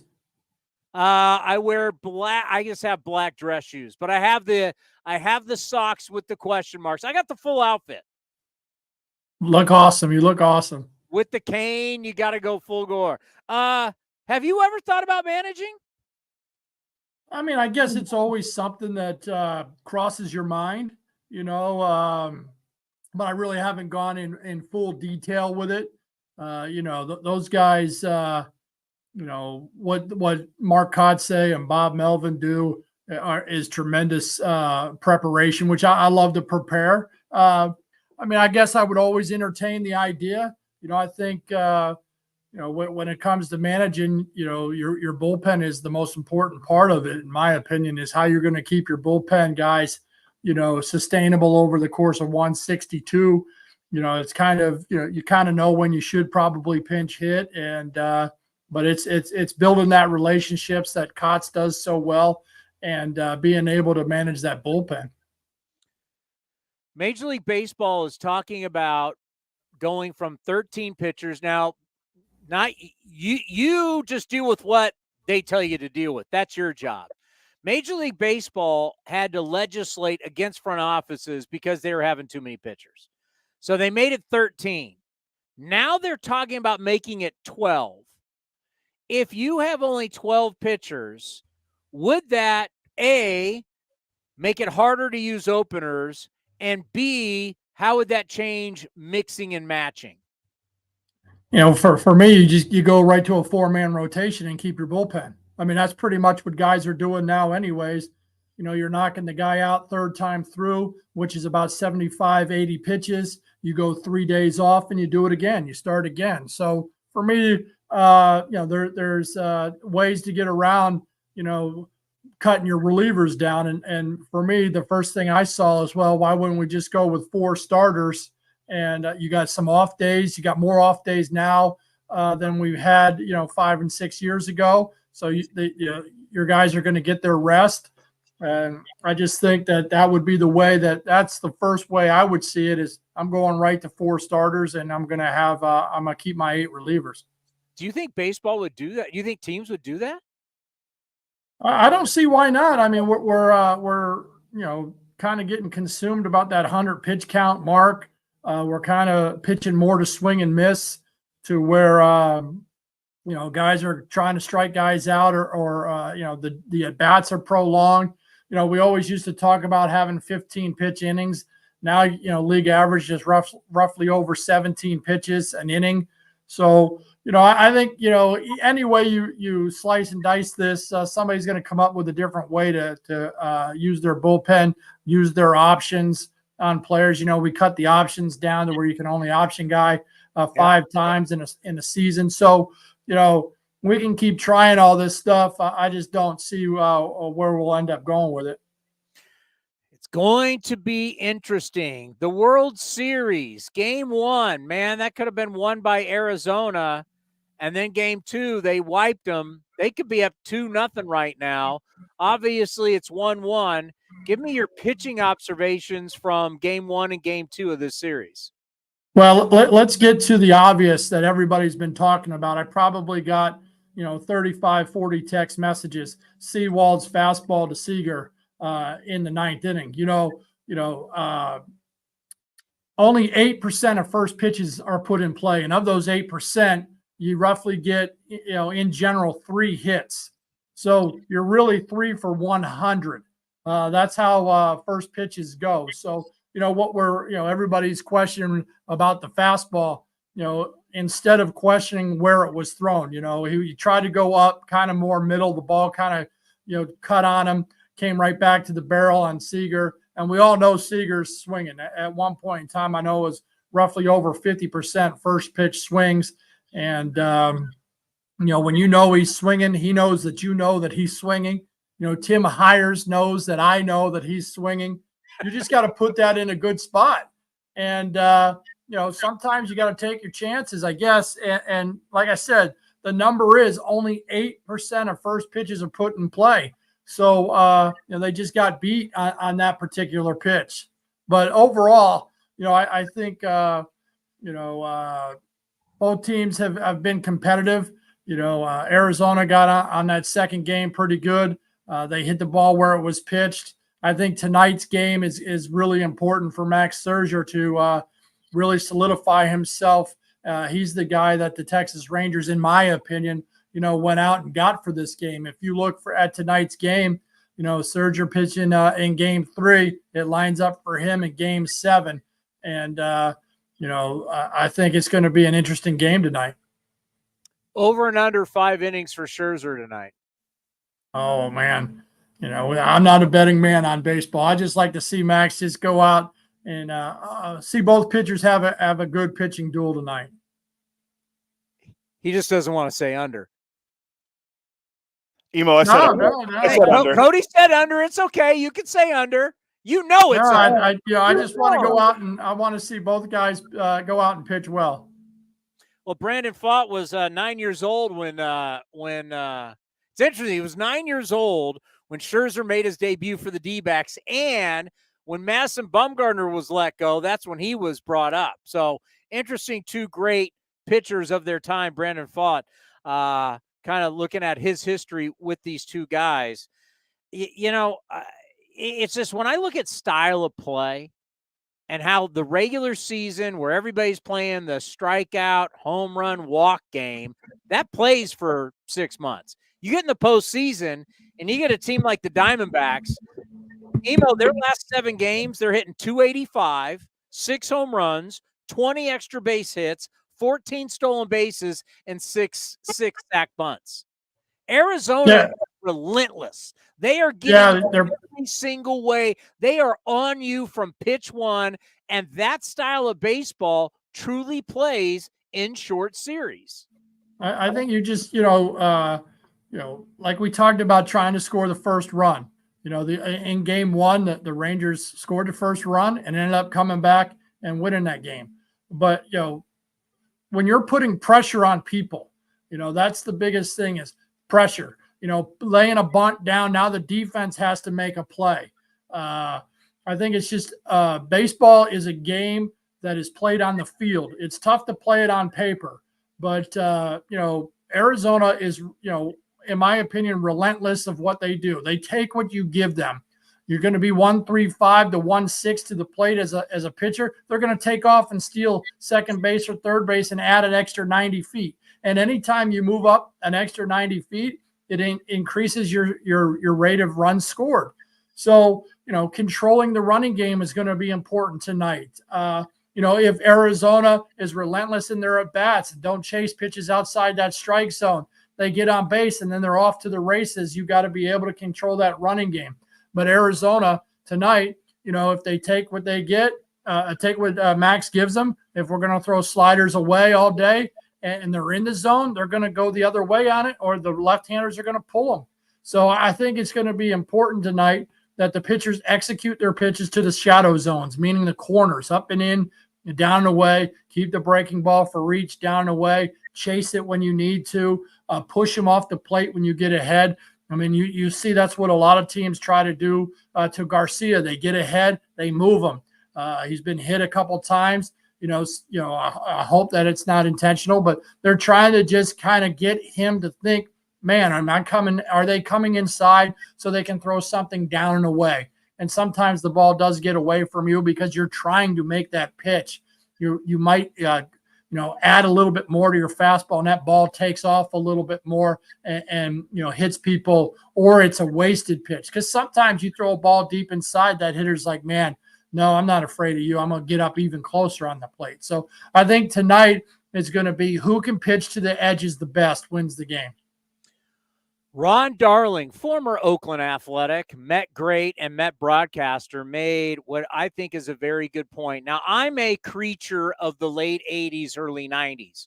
Ricky Henderson changed baseball from the top down, all the way down to us in college baseball, even say in high school baseball. Not as much high school, more when I pitched in college. When Ricky Henderson was stealing all those bases, everybody wanted to be like Ricky Henderson. We as pitchers had to get faster to home plate.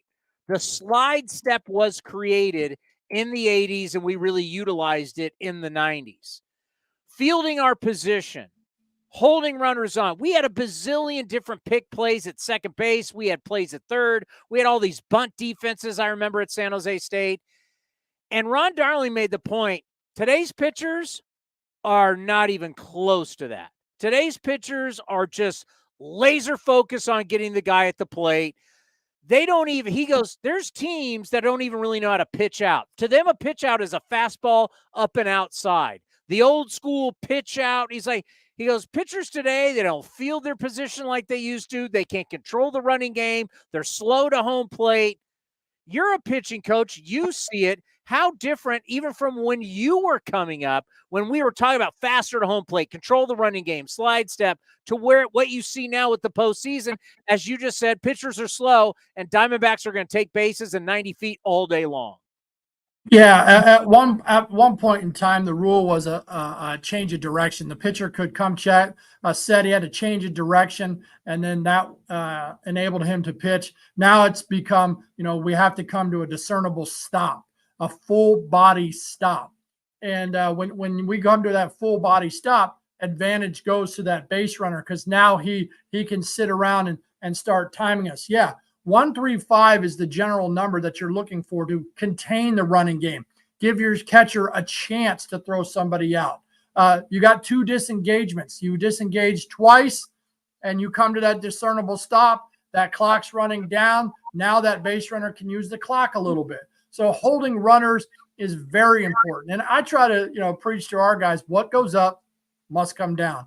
So we don't necessarily have to have this high leg kick because it's going to have to come down. All you want to do really is get into that backside, get into that good load, and ride it down the slope. But sometimes guys think, they got to generate more power by lifting that leg a little bit higher. But remember, that leg's got to come down.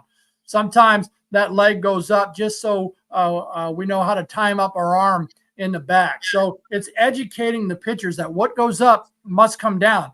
So, getting into that good load and go, getting into that backside, riding out that backside down that slope, and really, really fighting to keep that delivery around 135 and give yourself a chance to throw a guy out. Pitch outs, yeah. We don't really see many pitch outs anymore. The game is changing and it's evolving into a different style, but it's kind of fun to see, the base stealing come back in. I thought the shift was better than I anticipated. I really had a lot of fun with all the new rules this year. I kind of thought it kind of brought baseball back to what it was 20 years ago. And it's exciting to play that cat and mouse game with that runner on first base and trying to contain that running game. All right. What is the number you hit and you go, anybody's stealing on you? Like, I'm stealing.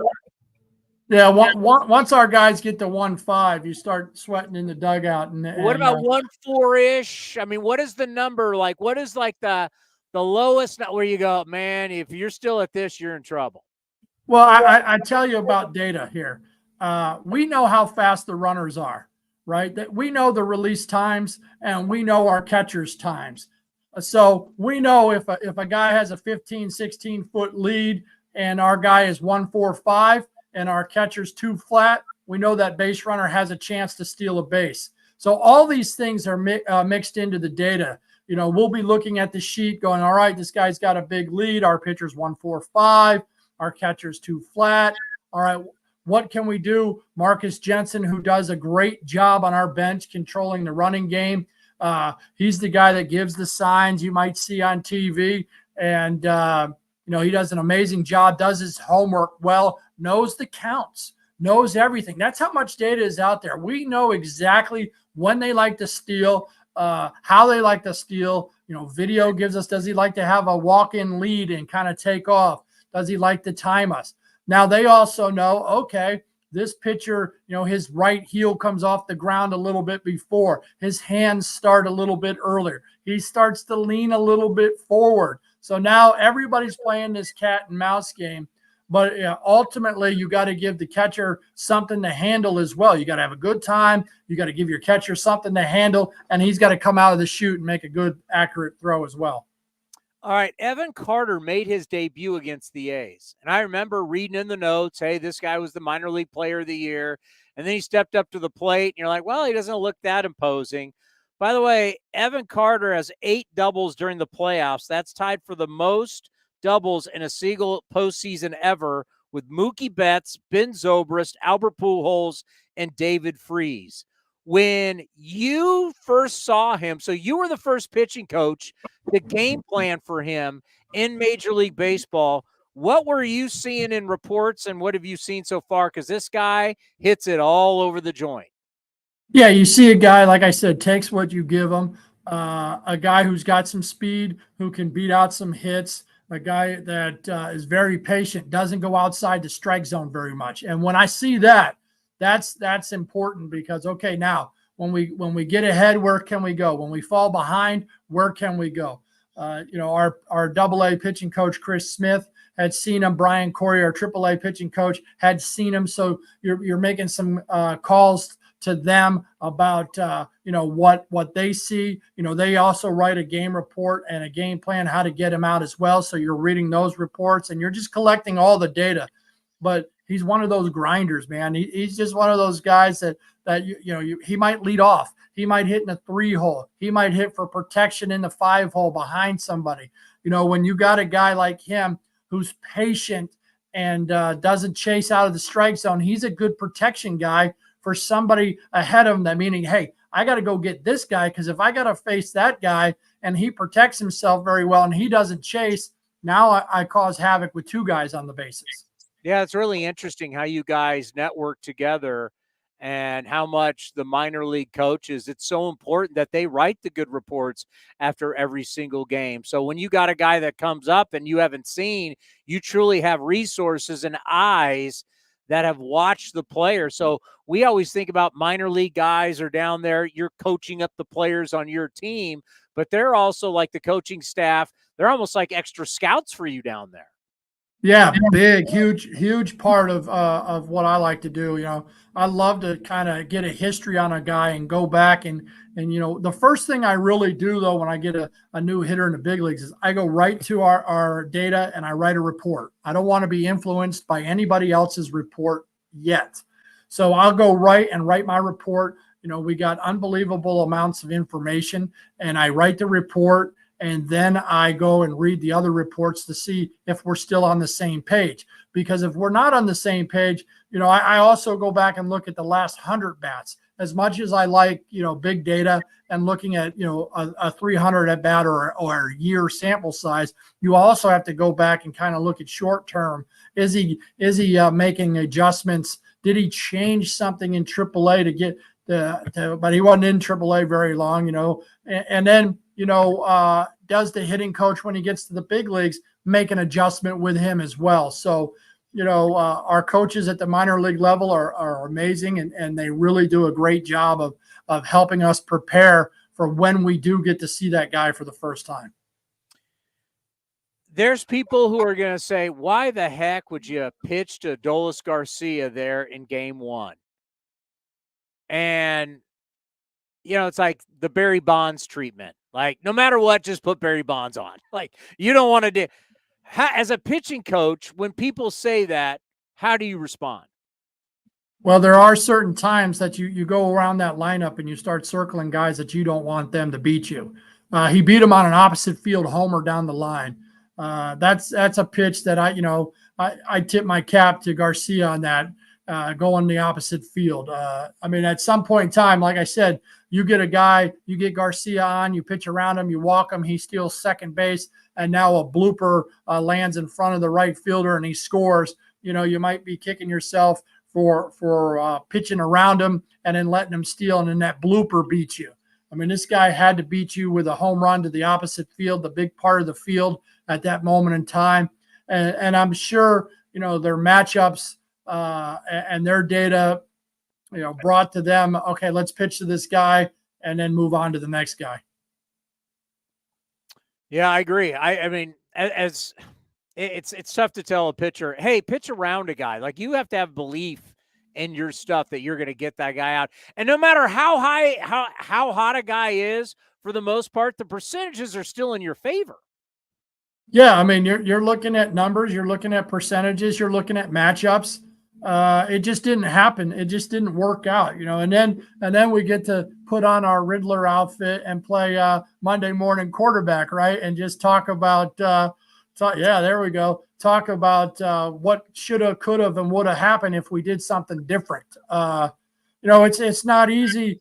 You're thinking, okay, who's behind him right now? And if we make a mistake, maybe that matchup wasn't great on their data set, and they preferred that matchup. Yes, he is hot. When's he going to stop being hot is something we got to figure out too. What are we going to do to slow him down? Pitching him around him, it's possible. But like I said, they got beat to the big part of the field. All right, Texas wins tonight, and then you got the game 4. It scares me when you're doing a staff game. It just scares the hell out of me because it takes just one guy to have an off night, and it derails the whole process. That's what Arizona's going with in game 4. How do you go about it? What is that like?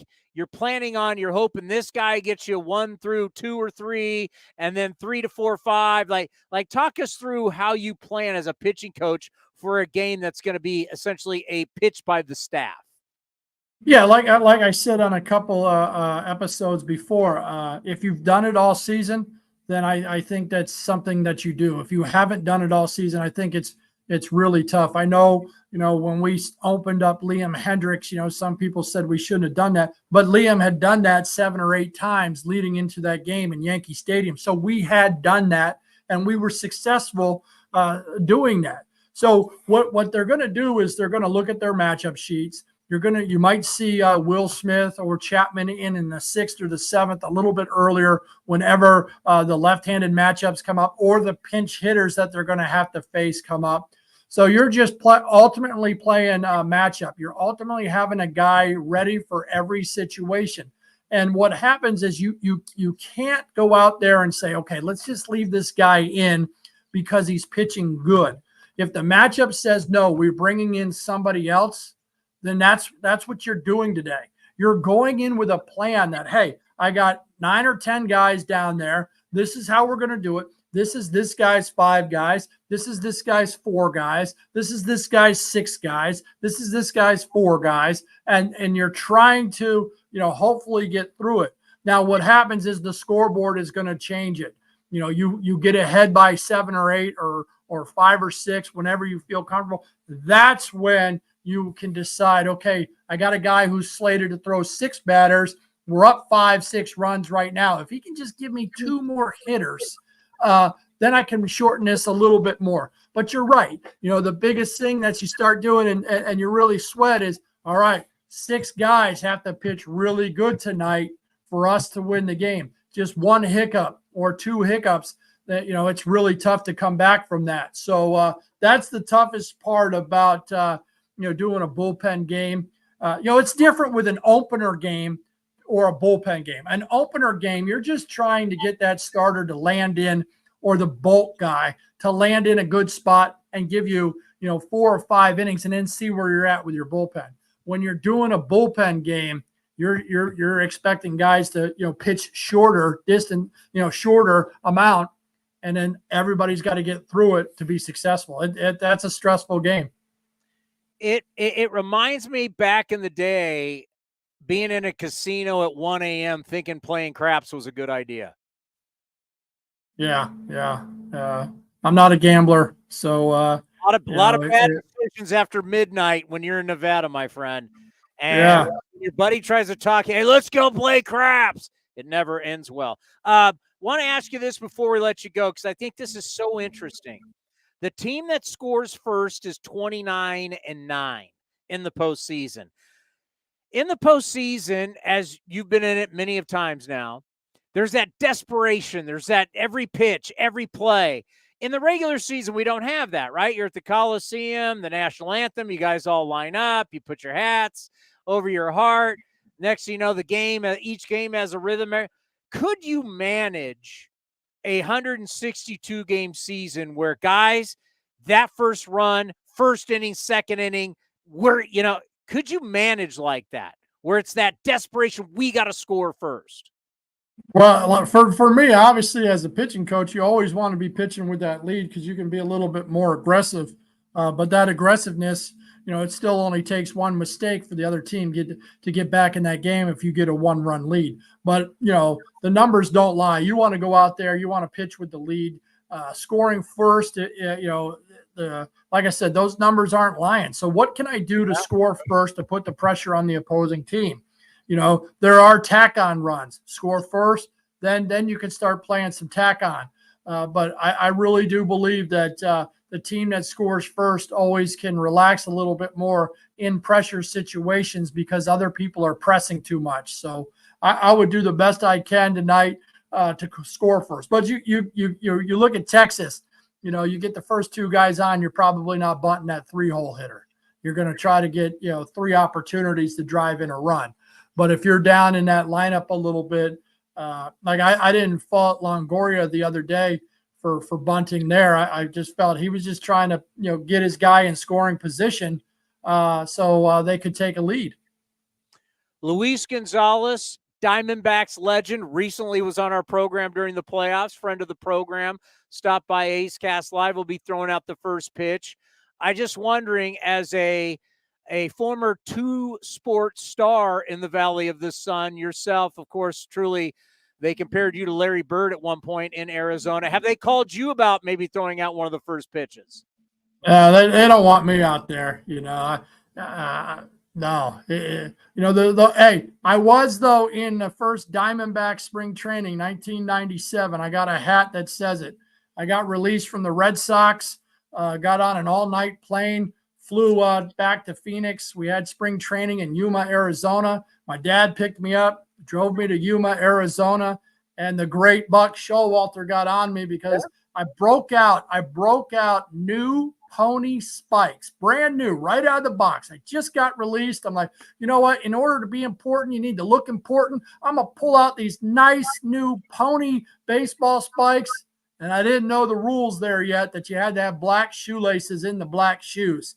So I heard about that day. But, at one time I was a member of those Arizona Diamondbacks, and I got a hat to prove it. Yeah, a lot of people don't know with expansion that the minor league teams play before the big league club. Like John Lynch, NFL Hall of Famer, now 49ers GM, has a baseball in the Baseball Hall of Fame because John Lynch, Pro Football Hall of Famer, also played baseball at Stanford. He threw the very first pitch ever for the Marlins. It was their AA club.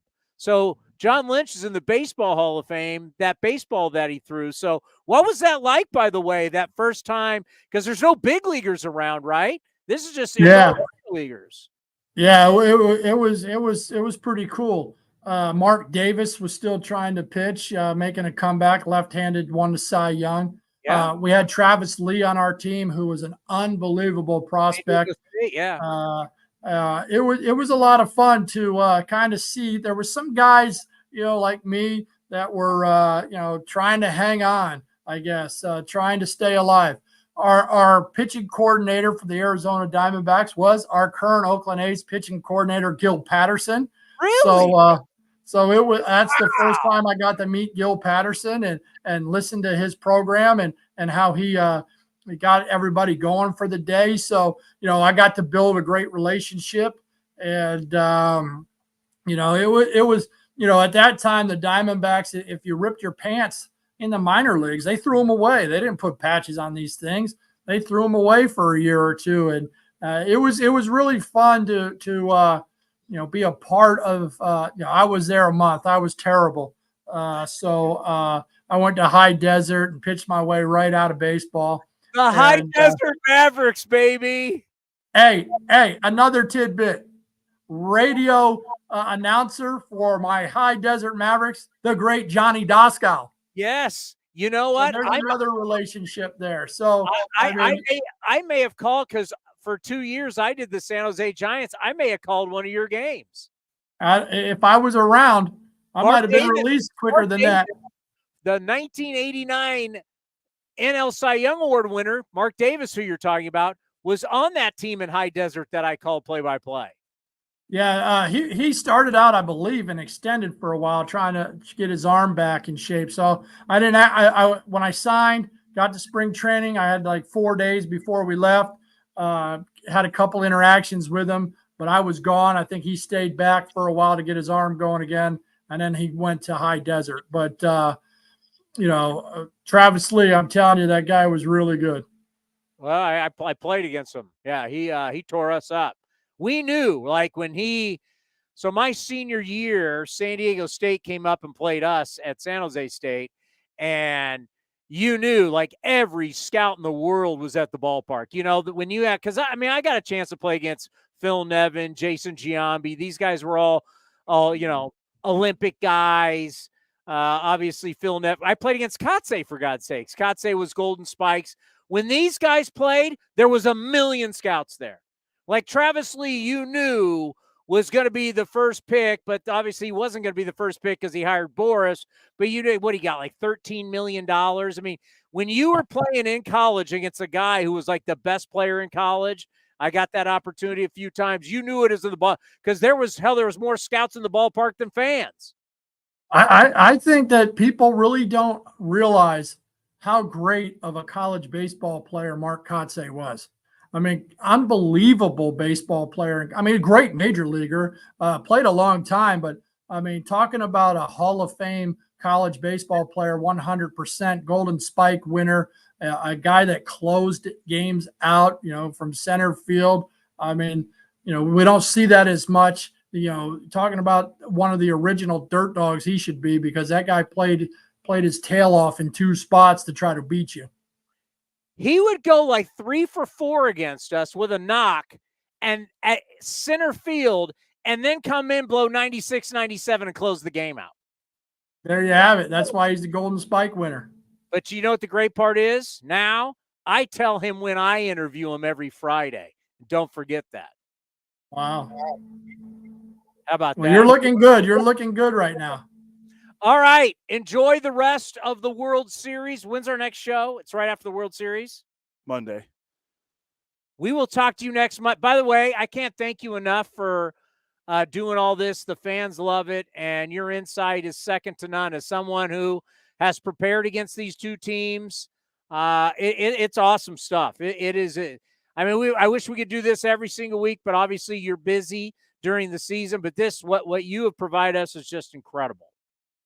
Well, one thing we want to do is watch good baseball, and the playoffs have been really good for Major League Baseball. It's really been fun to watch, and hopefully next year we're back in it. All right, buddy. We'll talk to you on Monday. All right. Thanks for having me. Scott Emerson, the pitching coach of your Oakland Athletics, right here on A's Cast Live, breaking it down. You're getting it from a guy who's prepared. That's like we talk about Evan Carter, who has been an absolute sensation. Hold on one second. Oh. Yes, he's been great since he's been up here with the Rangers for not even 2 months now, because he came up in September, right? Early September, he came up against us, and great minor league player, good minor league defensive player. I think he won a Gold Glove with the Rangers. Was that Round Rock is where they play? The Rangers have other guys coming, but it was good to see Carter up here for them and doing well in the World Series. It gets hot.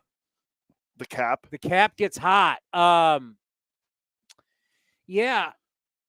Evan Carter made his debut against the Athletics, and it was like, this guy's all world.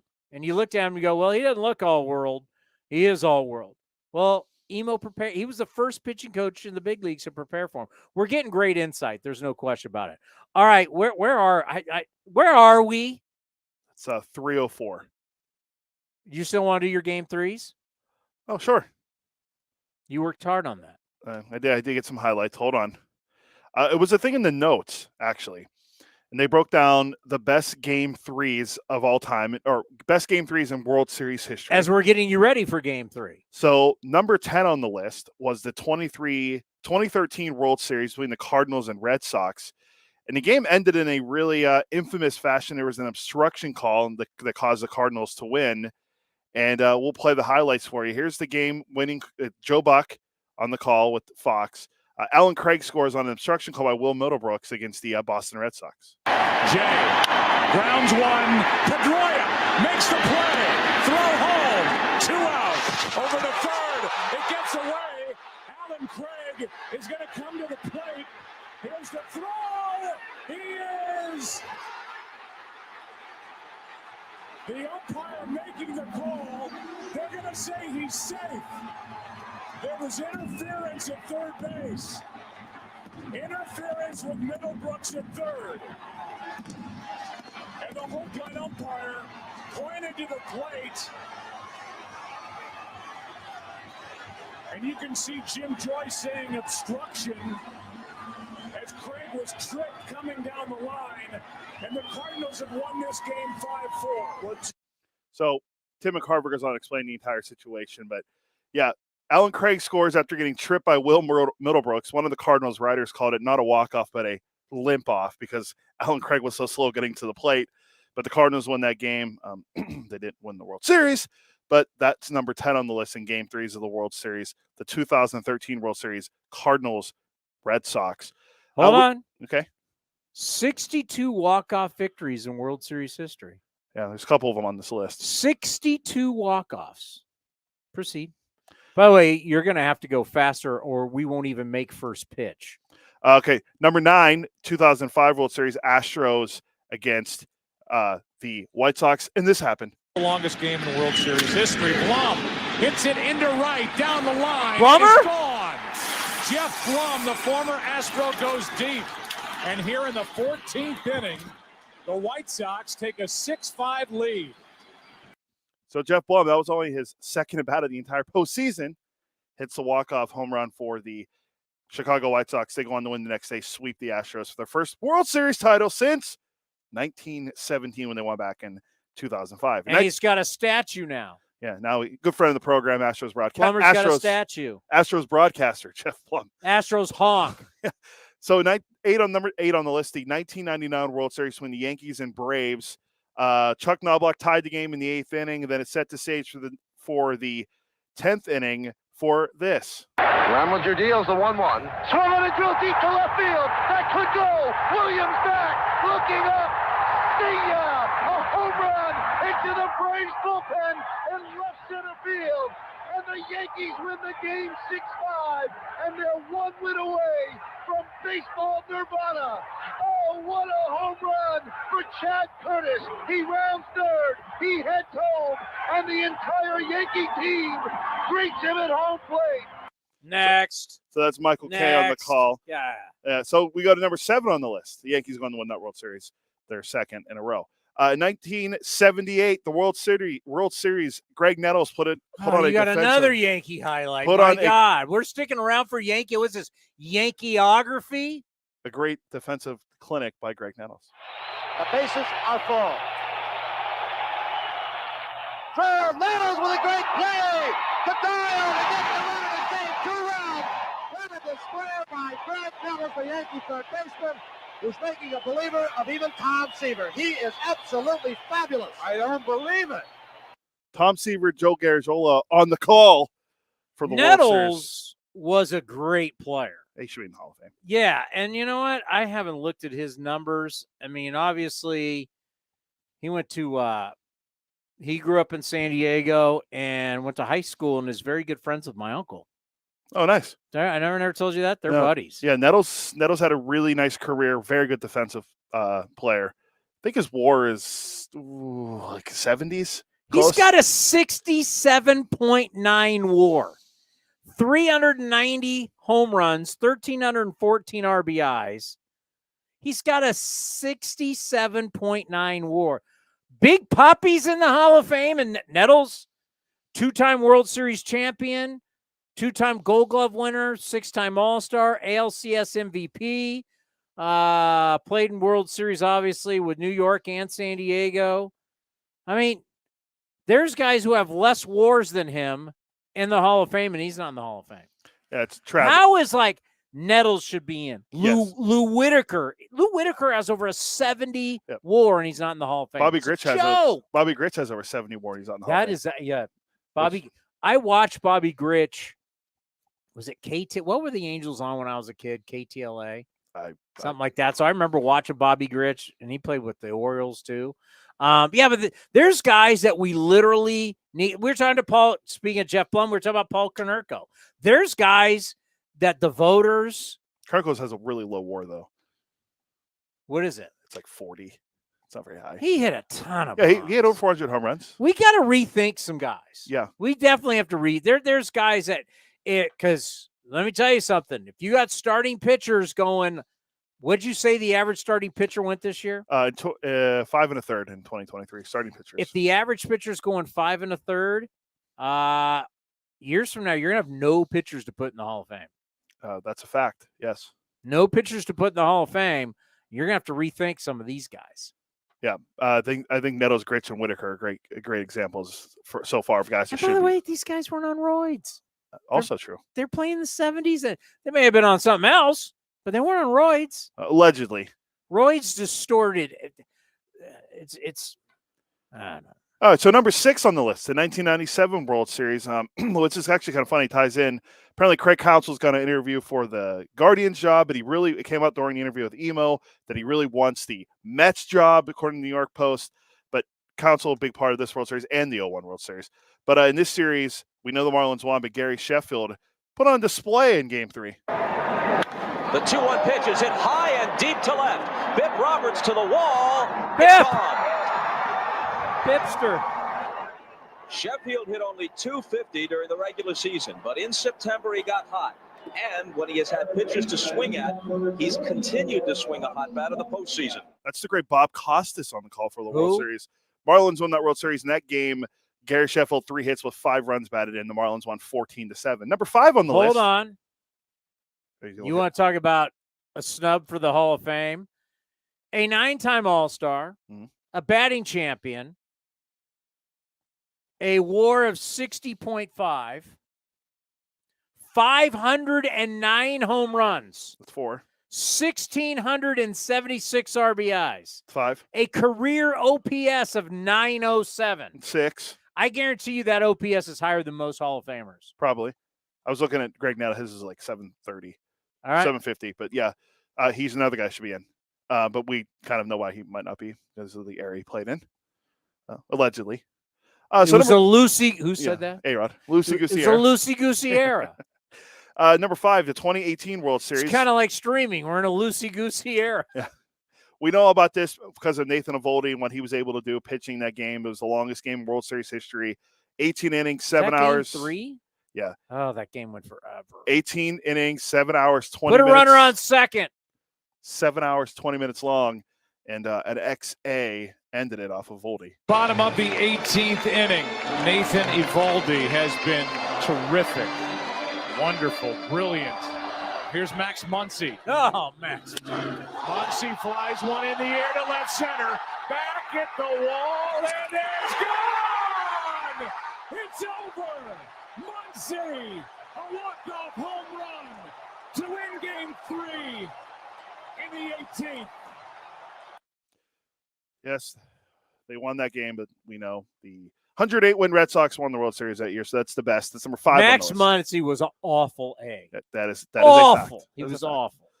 Number 4 on the list. And when I hear it, the XA's in the playoff, and you're including Muncy. By the way, has anybody talked about how the XA's have done in the playoffs? Well, you could have Jace Peterson unless he didn't get a hit. So. One of the biggest stories in the playoffs is how bad Marcus Semien has been. Was he 12 for 62, I think? Like a 190 average? He's hitting 197, I believe it is. Yeah. Marcus has struggled. Yeah. Love Marcus. Rangers win the World Series. I will be so happy for Marcus Semien. He's one of the great guys that we've ever had with the A's. He's one of the great human beings. Always been so good to us with A's Cast and A's Cast Live. Root for him, but man, he has been bad in the postseason. Yeah, hopefully he gets it going. Hopefully he figures it out. He better get it going. Yeah, they need him. They need him because they're one of their highest paid players. Number 4 on the list, the 1964 World Series. And yes, your beloved Yankees are on the list again. Was this Yankeeography? Against the Cardinals, but this time we got audio. This time a Hall of Famer who rightfully is in the Hall of Fame did this. Here's Mantle. He's grounded the short. He's walked. He's doubled the right. The big Yankee crowd roaring now for some action. There's a high drive. It's a deep drive. And forget about it. It is gone. The ball game's over. So the Yankees go on to win that game, and well, rest is history. You know who that was on the call though? It would be Red Barber, the great Kurt Gowdy. Oh, here, play it again. Here's Mantle. He's grounded the short. He's walked. He's doubled the right. Mantle, 110.2 WAR. That ain't good. 3-time MVP, Triple Crown winner, 7-time World Series winner, 7. Also the greatest switch hitter of all time. Batting title, 20 All-Star games. He had a career 172 OPS plus. Now remember, hundreds league average. He was only 72 better than the league average. 977 career OPS. Yeah. 1,500 RBIs, 536 home runs, all on bad knees. Yeah. He had 110.2 WAR. It's one of the best of all time. 110. Jesus. So number 3 on the list, this guy tormented a lot of teams in the postseason when he was a Cardinal. No, it's not David Freese because we know what he did in, it was a game 6 of the World Series. I know this guy's an angel. I remember him as a Dodger. I don't know about you. I remember him as a great Dodger, but this guy hit 3 home runs in game 3 of the 2011 World Series. Well, here's the third one. The Rangers fan is thinking I had to watch Pujols have 4 hits, 2 home runs. And he hits me, and here goes one in the left. How about 3 on the night in a row? A 3-run shot, a 2-run home run, and now a solo blast. And Albert Pujols has tied Reggie Jackson with 3 home runs against the Rangers in Game 3. Yeah, so 5 hits, 3 home runs. That's a nice little game for Albert Pujols. Yeah, and he had a nice little career. Yeah, then after that, he went and signed a deal with the Angels and never won a postseason game with them. Now he's a TBS hack. Or is he TNT? TBS. Is that too soon? Never won a postseason game with the Angels? No, he didn't. He only played in 3. That's right. They got swept by the Royals. Yeah. It's 3 and out. 3 and a Q. Yeah. Game 2 on the list, 1975 World Series. Big Red Machine versus the Red Sox. A little controversy earlier in the game, but friend of the program, no longer with us, Oakland's own Joe Morgan did this. 1 ball, 2 strikes for Joe Morgan. Morgan wins the ball game. That's it. They get credit for only 1 run batted in, and the Reds win it 6-5. Joe Morgan getting credit for a single and a run batted in. Well, he drove in 2 runs tonight, and what a game we had, and we'll have controversy after this one over the bunt by Armbruster in front of the catcher Carlton Fisk. Final score, 6-5, Cincinnati. Truly one of the great World Series of all time. 1 of 5 one-run games in the series. Obviously, everybody remembers Game 6, Carlton Fisk going yard.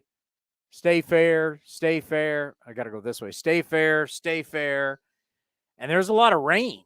Mm-hmm. That series had a lot of issues with rain, but truly one of the great World Series, 1975. And then the Big Red Machine would go on the next year and hammer the Yankees in the World Series. And they're the last National League team to repeat as World Series champions, 75-76. It hasn't been done since. I remember like it was yesterday. Hey, I'll take your word for it. I wasn't even born yet. I was, 3? I was keeping score. I wasn't born for till 13 years later. 3 years old. I was keeping score. At number 1 on the list, Game 3, the 1932 World Series when the Cubs and the Yankees, when allegedly, When do we turn into Yankeeography? Allegedly, George Herman Ruth called his shot. That was in Game 3? Yeah. Do you have? There's no audio. There's no video. Well, there's video, but they don't Dig show him up. Oh, wow. Yeah, I couldn't find. I tried looking for the radio call. I could not find it. That was Will Ferrell and what's his name when they were talking about there was like for the ESPYs. They were like, Babe Ruth, dig him up. I don't know who did it with Will Ferrell. The guy he did Talladega Nights with. Oh, John C. Reilly? Yes. Yeah. They did that. You ever saw that opening or that skit they did at the ESPYs? No, but I believe it though. So there you go. There's the list. A lot of Yankee games on there, yeah. Well, there's a lot of Yankee. There's no doubt about it. Like, you know what games on there that should be? Why? I'll add it myself. And not playing a homer. Why is Game 3 of the 1989 World Series not on there? Game what? Game 3 of the 1989? Yeah. You mean the Earthquake series? Yes. Started by David Stewart? Yes. By the way, I was talking about it earlier. There's news going on that no one's talking about it, and it would involve Dave Stewart. I can't talk about it. Oh, all right. But it just shows you that hack people that have been covering a lot of stuff won't bring this thing up. And they should. Can I end on something? Something to notice so far in the series. The back of the lineup. And it's been big for some teams in some series. Hitters 5 through 9. You want to know what the difference is in the first 2 games? D-backs 5 through 9 are hitting .425. Your Rangers are hitting $118. 5 through 9 are hitting $118 for the Rangers. No, Mitch Garver better step up. 4 for 25 for the Snakes. Snakes 4 through 9 are hitting .425 with a 1,040 OPS, 4 extra base hits, 5 RBIs, and most importantly, 12 runs scored. Their 5 through 9 are killing it, while you're getting nothing 5 through 9 from the Rangers so far. Some of those guys for the Diamondbacks are like, Alec Thomas is having a great postseason. Evan Longoria, who has the longest span in the history of baseball, position player-wise, from World Series appearances from 2008 to now. He's doing well for the Diamondbacks are getting contributions from everyone they're putting in their lineup. Tommy Pham. Ketel Marte make it 19 games in a row? Hey, why not? Say hot, kid. The NLCS MVP, Ketel Marte. All right, this game starts at 5:03. 5:03. What time is it? How much time we got? 3:21. So we got a little more than an hour and a half. Yeah. Scherzer out of the game yet? Future Hall of Famer. I mean, is Max Scherzer really that great? He's pretty good. Regular season. Oh, wow. Regular season Max is what you call him. Yeah. When's the last time a great pitcher? When's the last time we had a great regular season pitcher who was great in the postseason? Verlander? You would say Verlander's great in the postseason? Gave up 3 bombs to or 2 bombs, 2 of the 3 to Pablo Sandoval. Bring up Verlander's bring up his Verlander is not even close. This is I'm actually glad you brought this up because by the way, what did he go in last year's clinching game? He went 5 innings. I mean, come on. And Bob Knight Josh Beckett threw a complete game on 3 days rest. Complete game shutout at Yankee Stadium. He has a 3.58 career ERA and 226 career innings in the postseason. I have to manually add up his wins, but all right, he's a 3.5. That's not dominant. No, Bob Nightingale in his most latest piece where the Angels news was in there. He mentioned how Kimbrel's postseason stats might keep him out of the Hall of Fame. Well, it's kept Billy Wagner out. Yeah, Wagner should be in. They say Wagner, his postseason sucked. It was terrible. Got lit up. David Stewart, 2.84 career ERA in in the postseason. That's what I'm talking about. Stu won 20 games 4 straight years, and then when in the postseason was dominant. That's greatness. How was Randy Johnson? Randy Johnson was pretty damn dominant. I was going to say him. I was going to look up Andy Pettit. But he's not great. No, but he won a good amount of games. Because yes, but he was on the Yankees and the Astros. Oh, so that matters who you play for when you have wins. Oh, interesting. Let's keep moving the goalposts. No. 350 ERA. He played in the postseason a bazillion times like all the Yankees. What do you have? 3.50 ERA in the postseason. He's out. So when's the last great pitcher in the regular season and was in the postseason? I got Dave Stewart on the phone. Let's see Greg Maddux. No, Greg Maddux ERA. Greg Maddux got rocked in the postseason. Yeah, I said it. Maddux. I passed up postseason. And he played a lot in the postseason. 327. 342. No. 327 ERA in postseason. That's better than wait, his World Series actually is pretty good. It's the rest of them are not. In the World Series, he has a 209 ERA. Yeah, look at 9 NLCSs. He's got a 3.67, 11 NLDSs. Now 3.42, but for Greg Maddux, that's terrible. Yes. What was Pedro? Who's your daddy? I just called the Yankees my daddy. He had a 3.46 ERA. Good, but not dominant. John Smoltz. Ooh, Smoltzy might be really good. I know him as a broadcaster. You know him as a Cardinal. 2.67 ERA. 15-4. There you go. 50.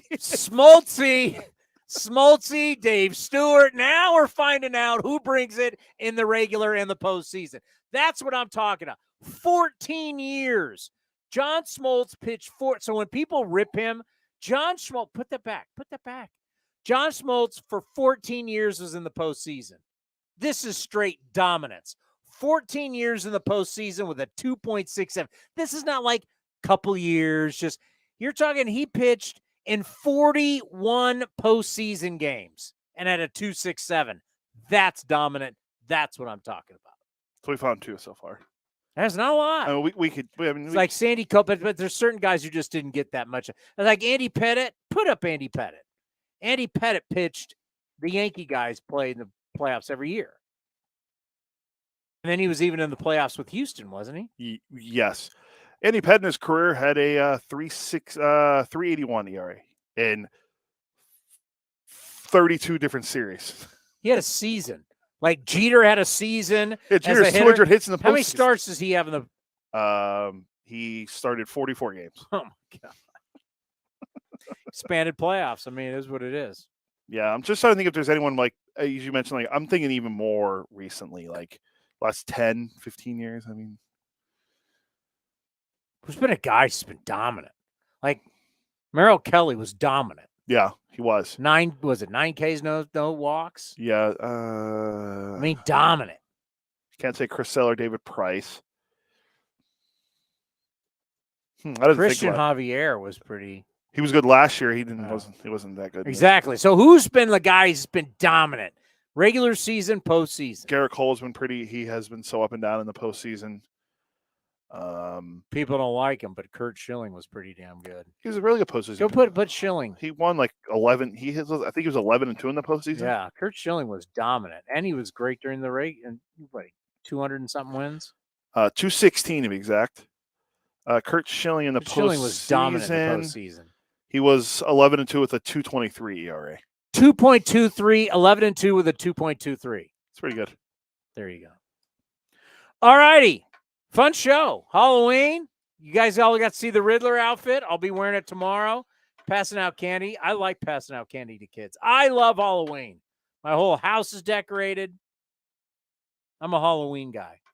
Like I said, I'll be in Pacific Northwest. You're going to Seattle tomorrow? Just for one day. For what? Before we go to Vancouver to celebrate my 35th birthday. Yay. Oh, Jesus, you guys. Life's in Cancun. Wife's in New Orleans. Wife's in L.A. Why you're now going? I mean, you guys travel. The rest of us got to work, and all you do is travel. I got to work, and you go down early to Alex Jensen's wedding like you're part of the family. Wow, Dave O'Brien does consider me like a long-lost son. I mean, you didn't need to be there for Friday's events. Dave personally invited me down. It's what said on my invitation. Dave O'Brien invites you. Of course, yeah, and you would take the free food. Get down there early. You're unbelievable. All righty, we want to thank, who do we have on today? Scott Braun and Scott Emerson. A lot of Scotts. Scott Braun, by the way, what they're doing with Foul Territory, really, really cool. You can follow them on Twitter, X. You can follow them on Instagram. You get a lot of their video stuff on Instagram. Great stuff. And, of course, Scott Emerson, the details we're getting for him is second to none. All righty? Yeah, good show. We'll be back when? Monday was it November 6th after the World Series. Remember, subscribe and athletics.com/spring for tickets. Correct. Yeah. Here, I'll bring it up one more time. Here you go. Athletics.com/spring to get your tickets. Here's the schedule if you want to check out the Snakes, the Rockies, the Giants, the Bob Melvin list, Padres, maybe Juan Soto list too. Who's going to manage that? Who would even want that job? I mean, someone's going to take it. The whole thing, Mike Schilt, is a great point. Mike Schilt left the Cardinals because of micromanagement and analytics. Correct. You won't get the analytics part, but you'll get even more micromanagement with A.J. Preller. Why would he take that job? Why doesn't Preller just go manage the team himself? He can't find a manager he likes. Why doesn't he just do it? Yeah, well, shots fired. Just saying. Thank you for watching A's Cast Live. We'll see everybody on Monday. This is Chris Townsend and Commander Cody for Link Soul. You need to redo your wardrobe, especially for summer. They got new colors, new styles. Summer is here. The polos, unbelievable. The shorts, you name it, we got our new order. My wife is the happiest one out of all of us because I look better, thanks to Link Soul. And they